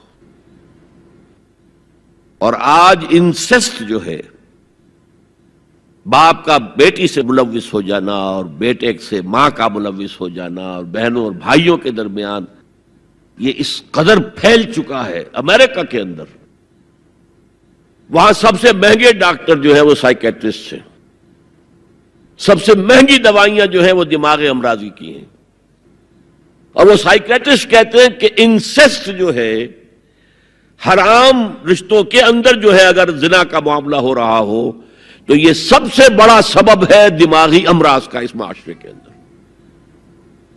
فطرت کے خلاف جو کام ہوتا ہے، طبیعت یہ بات تو کرتی ہے نا، شوق تو ہوتا ہے، پھر دماغی توازن کھو بیٹھتے ہیں۔ یہ ہے 3 پردے ہیں مسلمان عورت کے، جس کو آج بالکل ختم کرنے پر مغرب تلا ہوا ہے، اس لیے کہ کسی بلی کی دم کٹ جائے تو وہ چاہے گی کہ سب کی کٹ جائے۔ ان کا بیڑا غرق ہو چکا ہے، ان کی تہذیب ختم ہو چکی ہے، تہذیب نہیں ہے آج ان کے پاس، خاندانی نظام ختم ہو چکا ہے۔ بوڑھے والدین کو لے جا کے اولڈ ہاؤسز کے اندر پھینک دیا، اور وہ سال سال بھر ترستے رہتے ہیں، کوئی نہ بیٹا آتا ہے نہ بیٹی آتی ملنے۔ بس ٹھیک ہے نا، ہم نے فریج دے رکھا ہے، سب کچھ سامان وہاں پہ ہوتا ہے، ٹیلی ویژن دے رکھا ہے، اپنا وقت گزاریں، اپنے بیٹوں بیٹیوں کو دیکھنا نصیب نہیں ہے۔ اب تو یہاں تک نوبت آئی ہے کہ پہلے کم سے کم یہ ہوتا تھا کہ کرسمس پر یقینی ہو جاتا تھا کہ بیٹا بیٹی ملنے آئیں گے، اب وہ بھی نہیں ہے۔ خاندانی نظام کیسے قوی ہوگا؟ لڑکا ایک خاص عمر کا ہوا، جاؤ اب نکلو گھر سے، اب جاؤ اپنی کوائی کرو اور کھاؤ، ہم سے معاملہ ختم ہے۔ لڑکی جاؤ، تو ظاہر بات ہے کہ لڑکا لڑکی بھی پھر وہی کریں گے، بعد میں اٹھا کر پھینکیں گے آپ کو، گھر میں نہیں رکھ سکتے، ہماری آزادی میں مخل ہوتے ہیں۔ تو معاشرتی نظام، میں نے آپ سے عرض کیا، پہلا اصول کیا تھا؟ تمام انسان مساوی، اور اس پر گواہی میں نے کس کی دی؟ شاتم رسول H.G. ویلز کی۔ اس میں ایک وضاحت رہ گئی تھی، جو تازہ ایڈیشن اب مارکیٹ میں ہے اس میں سے یہ پیسج نکال دیا گیا ہے جو میں نے آپ کو سنایا۔ جو نئے ایڈیٹرز ہیں ان کے حلق سے یہ کڑوی گولی نہیں اتری کہ H.G. ویلز کا یہ جملہ بھی شامل رہنے دیا جائے، نکال دیا گیا۔ تو ایسا نہ ہو کہیں آپ جدید کو ایڈیشن دیکھیں اور اس میں تلاش کریں، نہ ملے تو آپ سمجھیں کہ میں نے کوئی غلط بات آپ سے کہی ہے۔ لائبریریوں میں پرانے ایڈیشن مل جائیں گے، جائیے اور دیکھیے، a concise history of the world میں جو حضور کا چیپٹر ہے کھول کر پڑھیے، آپ کو مل جائے گا جملہ۔ Although the sermons of human equality, fraternity and freedom were said before also, and we find a lot of such sermons in Jesus of Nazareth, but it must be accepted that it was Muhammad sallallahu alaihi wasallam who for the first time in human history established a society based on these principles. اور یہ مساوات انسانی مرد اور عورت کے درمیان بھی ہے، فرق انتظامی ہے، سو نوٹ کر لیجیے۔ ایک دفتر میں ایک افسر ہے، ایک کلرک ہے، ایک چپراسی ہے، بحیثیت انسان برابر ہے۔ اس انتظامی سٹرکچر میں تو برابر نہیں ہے۔ آفیسرز کے اختیارات کیا ہیں، چپراسی کے کیا ہیں، کلرک کے کیا ہیں، حالانکہ ایز سٹیزنز آف اسٹیٹ برابر ہے، ایک ووٹ اس کا، ایک ووٹ اس کا ہے۔ کیا آفیسر کے 4 ووٹ ہیں اور چپراسی کا 1 ہے؟ نہیں، 1 ووٹ برابر ہے۔ As citizens of the state they are equal, لیکن جہاں کام کر رہے ہیں وہاں تو ایکول نہیں ہے۔ یہ فرق ہے کہ جس کو دنیا ایکسپلائٹ کر رہی ہے، حالانکہ اس سے زیادہ لاجیکل بات اور کوئی نہیں ہو سکتی۔ ایک خاندان کا ایک سربراہ، کسی انسٹیٹیوشن کا ایک ہی سربراہ ہوگا، وزیر 10 رکھ لے، پرائم منسٹر تو 2 نہیں ہو سکتے، پرائم منسٹر 1 ہوگا، نائب صدر 10 رکھ لے، صدر تو 1 ہی ہوگا۔ انتظامی ہے، یہ نہیں ہے کہ عورت گھٹیا ہے، نہیں، مرد اور عورت مساوی ہے۔ آج میں آپ کو بتاتا ہوں کہ کتنی بڑی سازش اس وقت اس نظام کے خلاف ہو رہی ہے۔ دجالی فتنہ جو ہے، دجال اکبر جب آئے گا، ابھی میں اس کی بات نہیں کر رہا ہوں، ایک علیحدہ ایشو ہو جائے گا۔ دجالی فتنہ آ چکا ہے۔ جیسے حضور نے ایک مرتبہ رمضان مبارک کی آمد سے قبل شعبان کے آخری دن خطبہ دیا۔ خطبہ کیا تھا؟ یا ایھا الناس قد اظلکم شہر عظیم شہر مبارک، اے لوگو تم پر ایک عظمتوں والا اور برکتوں والا مہینہ سایہ فگن ہو گیا ہے۔ آیا تو نہیں ابھی، شعبان کا دن ہے، سایہ آ گیا ہے۔ یہ انگریزی کے محاورے سے بات سمجھ میں آئے گی، coming events cast their shadows before. اسی طرح وہ شخص دجال تو ابھی نہیں آیا، دجالیت پوری آ چکی ہے۔ اور میں اس کا ذکر کر چکا ہوں لاہور میں ایک تقریر میں، 3 لحاف. جیسے ملیریا کا جب حملہ ہوتا تھا، اب تو بہت کم ہو گیا ملیریا، تو جو سردی چڑھتی تھی، کپ کپی ہوتی تھی، ایک رضائی ڈال دیجئے، دوسری ڈال دیجئے، تیسری ڈال دیجئے، تو 3 رضائیاں یا 3 لحاف گلوب کے گرد لپٹ گئے. دجالیت کے 3 شیڈز. سب سے اوپر سیکولرزم، سیاست سے، ریاست سے، سیاسی نظام سے، معاشرتی نظام سے، عدالتی نظام سے، قانون سازی سے کسی مذہب کا کوئی تعلق نہیں. آج پوری دنیا میں سیکولرزم ہے، تمام مسلمان ممالک میں سیکولرزم ہے. یہ دجالیت کا عظیم ترین کارنامہ ہے. تو بات لمبی نہ ہو تو میں صرف عرض کر دوں، یہ یہودیوں کی ایجاد ہے. یہودیوں نے امریکہ کا $1 بل، $1 کا نوٹ جو ہے ڈیزائن کیا ہے. بینکرز تو وہی تھے نا، اور آج بھی اصل طاقت بینکرز کے پاس ہے. امریکی حکومت $1 کی جو ہے، ٹریلینز آف ڈالرز کی مقروض ہے بینکوں کی، اور بینک یہودیوں کے. اس آپ نے کبھی دیکھا ہو $1 بل، احرام مصر کی تصویر بنی ہوئی؟ کیا تعلق ہے امریکہ کا احرام مصر سے؟ اوپر ایک آنکھ بنی ہوئی ہے، دجال کی وہ ایک آنکھ کانی. نیچے کیا لکھا ہے؟ آرڈس نووس سیکولورم، نیو سیکولر آرڈر ہم نے قائم کرنا ہے دنیا میں. یہ 1776 کی بات ہے، اور 1991 میں پہلی مرتبہ صدر بش کی زبان سے الفاظ نکلے تھے، اس کے باپ کی زبان سے، جو موجودہ بش ہے، بش سینئر نے. اب دنیا میں نیو ورلڈ آرڈر قائم ہوگا. اصل میں وہ کس کا خیال ہے؟ یہود کا ہے. This new world order is going to be Jew world order. اور جو ہے بالکل ایک مائنورٹی، مائنیوٹ مائنورٹی. کل دنیا میں 1 کروڑ یا 1.25 کروڑ یا 1 کروڑ 30 لاکھ 13 ملین بس. تو اگر مذہب اور ریاست کا کوئی تعلق ہو تو ان کی کیا حیثیت ہے؟ اور جب مذہب ایک طرف رکھ دیا گیا تو برابر کے شہری ہے. یہ سیکولرزم اس لیے یہودیوں کی ایجاد ہے. پوپ کے خلاف بغاوت کروانے والے یہودی ہیں، پروٹیسٹنٹ مذہب پیدا کرنے والے یہودی ہیں، سود کی اجازت لینے والے یہودی ہیں. ورنہ جب تک پوپ کا اقتدار تھا یورپ میں، ہر طرح کا سود حرام تھا، یوزری بھی اور کمرشل انٹرسٹ بھی، دونوں حرام تھے. یہ لیا گیا ہے اجازت کیلوین کے ذریعے سے کتاب لکھوا کر. اور انگلستان نے پہلا ملک جو ہے جس نے بغاوت کی پوپ کے خلاف، وہ انگلستان تھا. چرچ آف انگلینڈ علیحدہ ہو گیا، پوپ سے اس کا کوئی تعلق نہیں، پروٹیسٹنٹ ملک بن گیا. پہلا بینک آف انگلینڈ پہلا ہے جو قائم ہوا ہے. اور شاید میں نے آپ کو بتایا تھا کہ علامہ اقبال 1905 سے 1908 3 برس صرف رہے ہیں انگلستان میں اور جرمنی میں، اور اپنی ڈاکٹریٹ بھی کر رہے تھے اور بیرسٹریٹ اطلاع بھی ہو رہا تھا. لیکن ساتھ ہی ان کا مشاہدہ اتنا گہرا تھا کہ انہوں نے دیکھ لیا تھا کہ فرنگ کی رگے جاں پنجے یہود میں ہے. اور اس وقت فرنگ کا امام کون تھا؟ برطانیہ. اب فرنگ کا امام کون ہے؟ امریکہ. اور اس کی رگے جاں پنجے یہود میں ہے. امریکہ کا کوئی صدر ہل نہیں سکتا. تو نمبر 1 تو سیکولرزم ایک لحاف ہے. نمبر 2 سود، جوا، منشیات کی ٹریڈ اور سیکس کو ایکسپلائٹ کر. ہر اشتہار میں عورت ہے. اللہ کے بندو سوچو کیا ہو رہا ہے. عورت کی فوٹو کے بغیر موٹر سائیکل نہیں ہوگی، وہ بھی بیٹھی نظر آئے گی عورت. کوئی شے کسی شے کا اشتہار عورت ہوگی. عورت بک رہی ہے، بکری کا ذریعہ بن رہی ہے.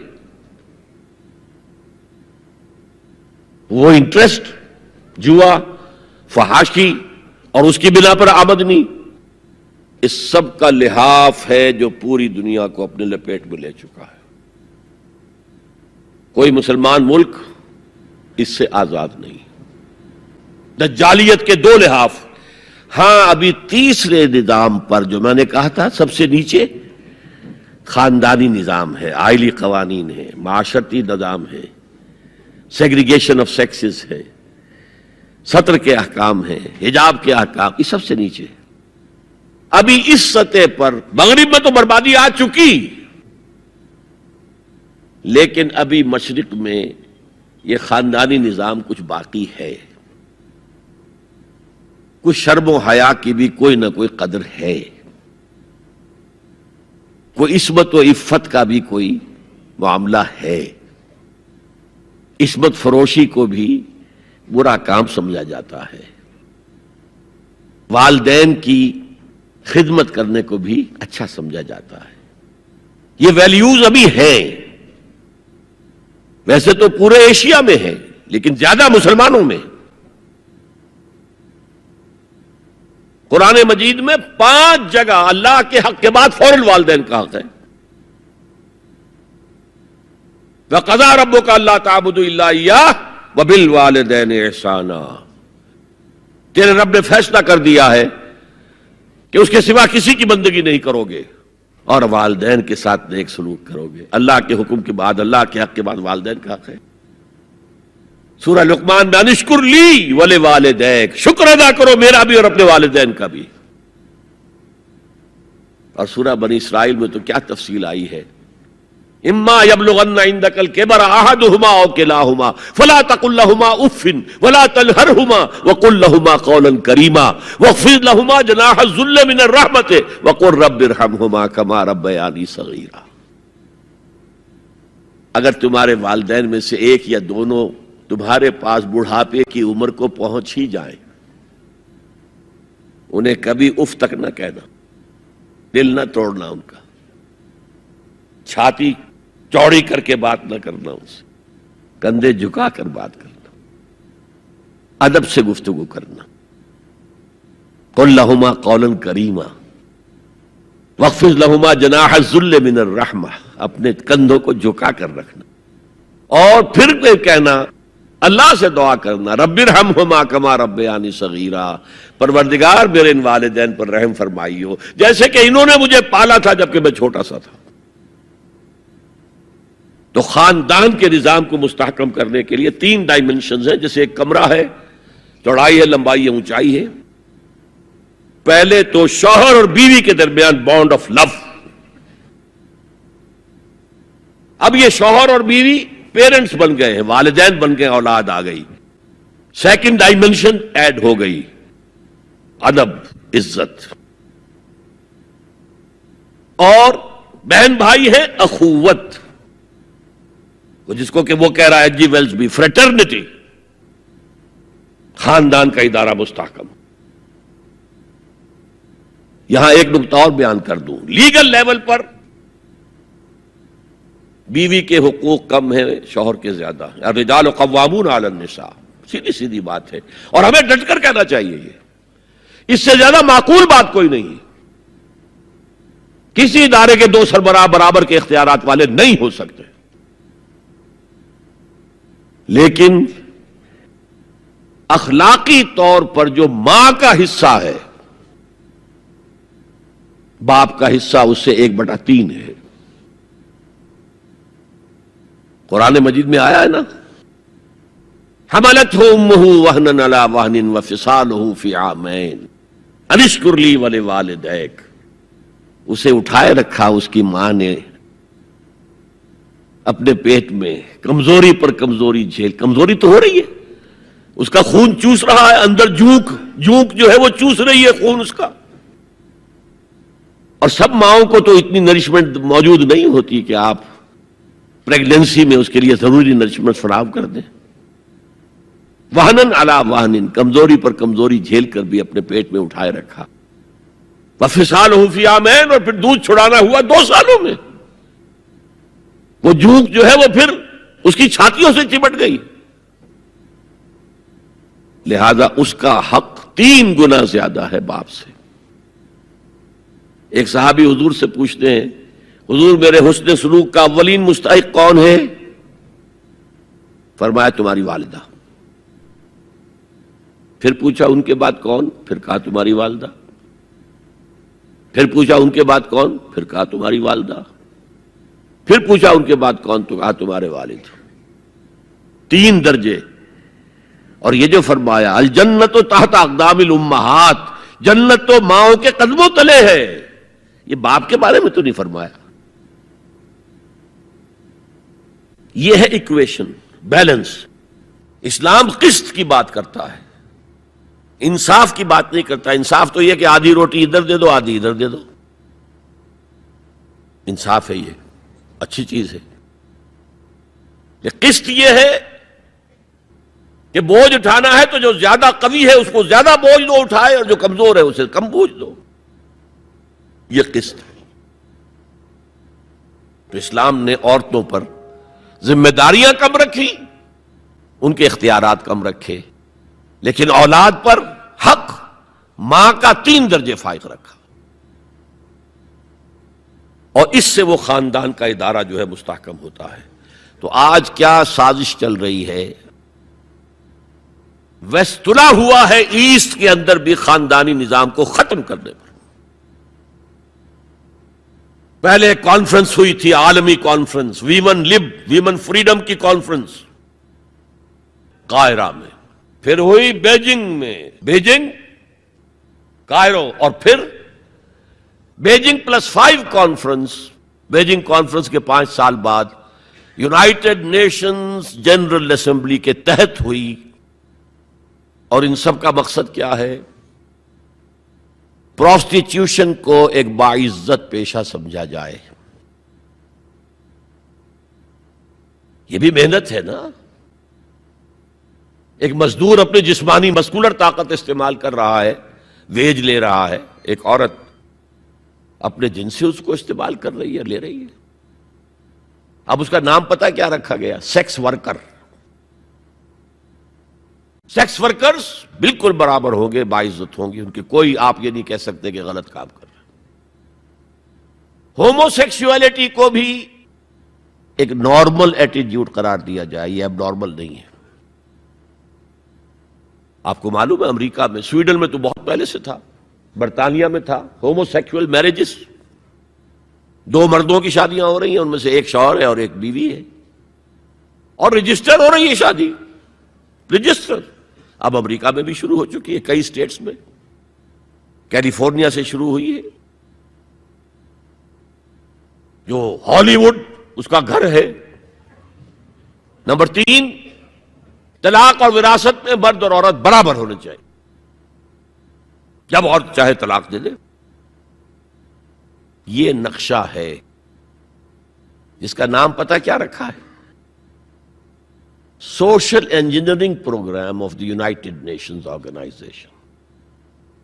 یہ نیو انجینئرنگ ہے معاشرے کو، جیسے کہ کہا رومی نے، گفت رومی ہر بنائے کوہنا کا باداں کنند، تو نہ دانی اولا تعمیر را ویراں کنند۔ رومی نے کہا کہ جب بھی کبھی کوئی نئی تعمیر کرنی ہو تو پچھلی تعمیر کو گرانا پڑتا ہے۔ یہ نئی سوسائٹی کی انجینئرنگ کیسے ہوگی جب تک کہ پرانی سوسائٹی ختم نہ ہو؟ عظیم فتنہ ہے یہ social engineering programme of the United Nations organizations general assembly. یہ دجالی فتنے کی وہ سب سے نچلی سطح ہے جو ابھی عالم اسلام کے اوپر پوری طرح نہیں آئی۔ اگرچہ عالم اسلام کی ایلیٹ اکثر و بیشتر اس رنگ پہ جا چکی ہے، مغربی ویلیوز اور مغربی تہذیب کے اثرات آ چکے ہیں، لیکن ابھی نچلی سطحوں پر درمیانی طبقوں میں کچھ نہ کچھ مشرقی اقدار ہیں، کچھ شرم و حیا کی قدر و قیمت ہے، عصمت و عفت کی کوئی قدر و قیمت ہے۔ اور اصل میں یہ یہودی پروگرام ہے، تمام انسانوں کو حیوان بنا دو، اور حیوانوں کو ایکسپلائٹ کرنا ہمارا حق ہے۔ انہوں نے جو نام دے رکھا ہے پوری دنیا کو، گوئمز اینڈ جینٹائلز، یہ جو ان کی کتاب تالمود ہے، یہ تورات کی باتیں نہیں جو میں بتا رہا ہوں، ان کی تالمود جو کہ فقہ کی کتاب سمجھ لیجئے، اس میں لکھا ہے کہ جب سوائے ہمارے فل ہیومن بینگ صرف ہم ہیں، باقی سب یہ حیوان ہیں انسانی شکل میں۔ اور حیوان کو استعمال کرنا انسان کا حق ہے. گھوڑے کو تانگے میں جوتیں گے بگی میں، ہمارا حق ہے. بیل کو آپ جوت دیں گے ہل میں، حق ہے. اسی طرح انسانوں کو ایکسپلائٹ کرنا ہمارا حق ہے. البتہ جیسے گھوڑے کو بھی کچھ دانہ ڈالیں گے شام کو تو اگلے روز استعمال کریں گے نا اسے، تو کچھ نہ کچھ انہیں بھی دینا چاہیے. تمام دنیا مزدور بن جائے، انسانی اخلاقیات ختم ہو جائیں اور یہ حیوانوں کی طرح کام کریں. البتہ اس میں سے ہم کچھ ان کو بھی دیں گے، باقی ملائی ہم کھسیٹ لیں گے اپنے بینکنگ کے نظام کے تحت. وہ حکومت اپنی پوری دنیا پر نہیں چاہتے. اصل میں یہ بات آئی گئی ہے تو عرض کر دوں، وہ کولونیلزم ختم ہو چکا ہے کہ انگریز یہاں آیا تھا اور ڈچ کہیں پہنچ گئے تھے، انڈونیشیا، سماٹرا، جاوا، اور کہیں فرانسیسی آ گئے تھے شام پر اس کا، اور الجزائر پر اس کا قبضہ تھا. یہ تھا ڈائریکٹ کولونیلزم. اب اس میں ہوتا کیا تھا؟ وقتاً فوقتاً بغاوتیں اٹھتی تھیں، لوگ مارتے تھے ان کو، یہ ان کو مارتے تھے. انہوں نے کہا یہ بستر تو لپیٹ دو، ایک نیا کولونیلزم شروع کر دو. ورلڈ بینک 1950 میں قائم ہو گئے. ہمیں آم کھانے ہیں، پیڑ گرنے سے کیا فائدہ؟ براہ راست حکومت کریں گے تو ریزنٹمنٹ ہوگی، وہ ہمیں ماریں گے، ہمیں بہت خرچ کرنا پڑے گا انہیں دبانے کے اوپر. کیا ضرورت ہے؟ پوری دنیا کو ایک گلوبل اکانومی کے شکنجے میں لے آؤ. World bank and IMF، international monetary fund, ان کے شکنجے میں کس لو. بس سب کام کریں اور وہ بھی کھائیں، کچھ کھائیں تبھی تو اگلے روز کام کر سکیں گے. لیکن یہ کہ ہم کھینچ لیں گے. وہ جو سونے کی چڑیا تھی، اگر ہم ایسے ہی سونا کھینچ لیں اپنے گھروں میں بیٹھے ہوئے تو ہمیں کیا ضرورت ہے وہاں جائیں اور ان کو ماریں اور وہ ہمیں ماریں. یہ ہے یہود کا سوچ. ہاں، گریٹر اسرائیل وہ بنانا چاہتے ہیں،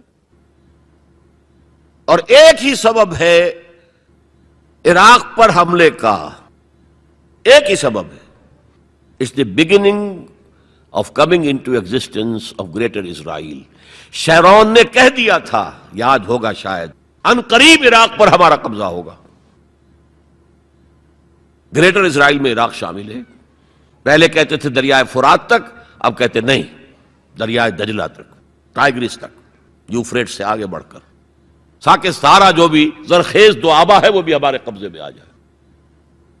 تو یہ تیسرے لیول کے اوپر جب انسان حیوان بن جائے، جب اس کو کوئی فرق کرنے کی ضرورت نہ ہو کہ یہ بیٹی ہے اور یہ بیوی ہے، کیا ضرورت ہے؟ حیوان کوئی فرق کرتے؟ جب ہم بھی حیوان ہی ہیں. ڈارون کے نظریے نے حیوان بنا دیا تو حیوان کوئی فرق کرتا ہے ماں بیٹی اور بیوی میں؟ ہم نے خامخواہ اپنے اوپر قدغنیں لگا رکھی ہیں. گو ہیڈ، جس طرح بھی چاہو اپنی سیکشول ارج کو پورا کرو. زنا تو ان کے ہاں پہلے بھی جرم نہیں تھا، زنا بالجبر جرم تھا. اور اب تاریخ نے عجیب کرشمہ دیکھا ہے. مسلمان ملک ترکی ہاتھ جوڑ رہا ہے کتنے سالوں سے کہ ہمیں بھی یورپین یونین میں شامل کر لو.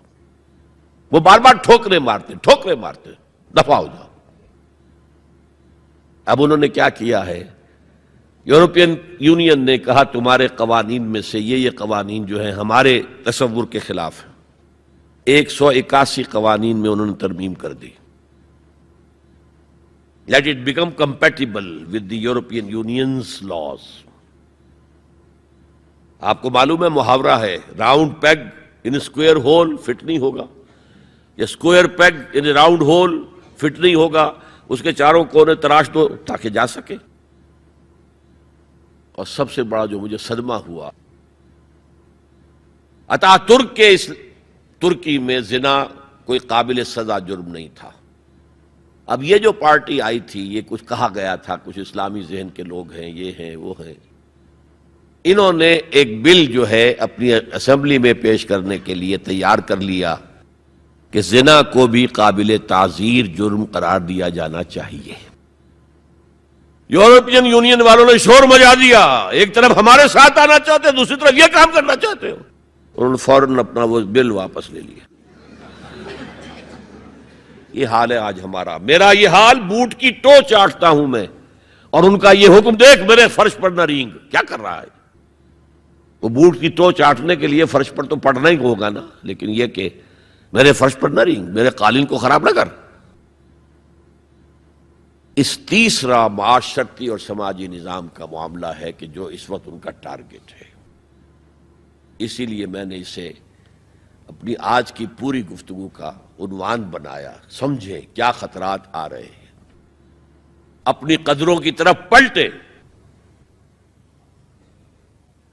اس دور میں سب مٹ جائیں گے، ہاں باقی وہ رہ جائے گا جو قائم اپنی راہ پہ ہے اور پکا اپنی ہٹ کا ہے۔ ہمارے لیے اسوہ ازواج مطہرات ہیں، ہماری خواتین کے لیے،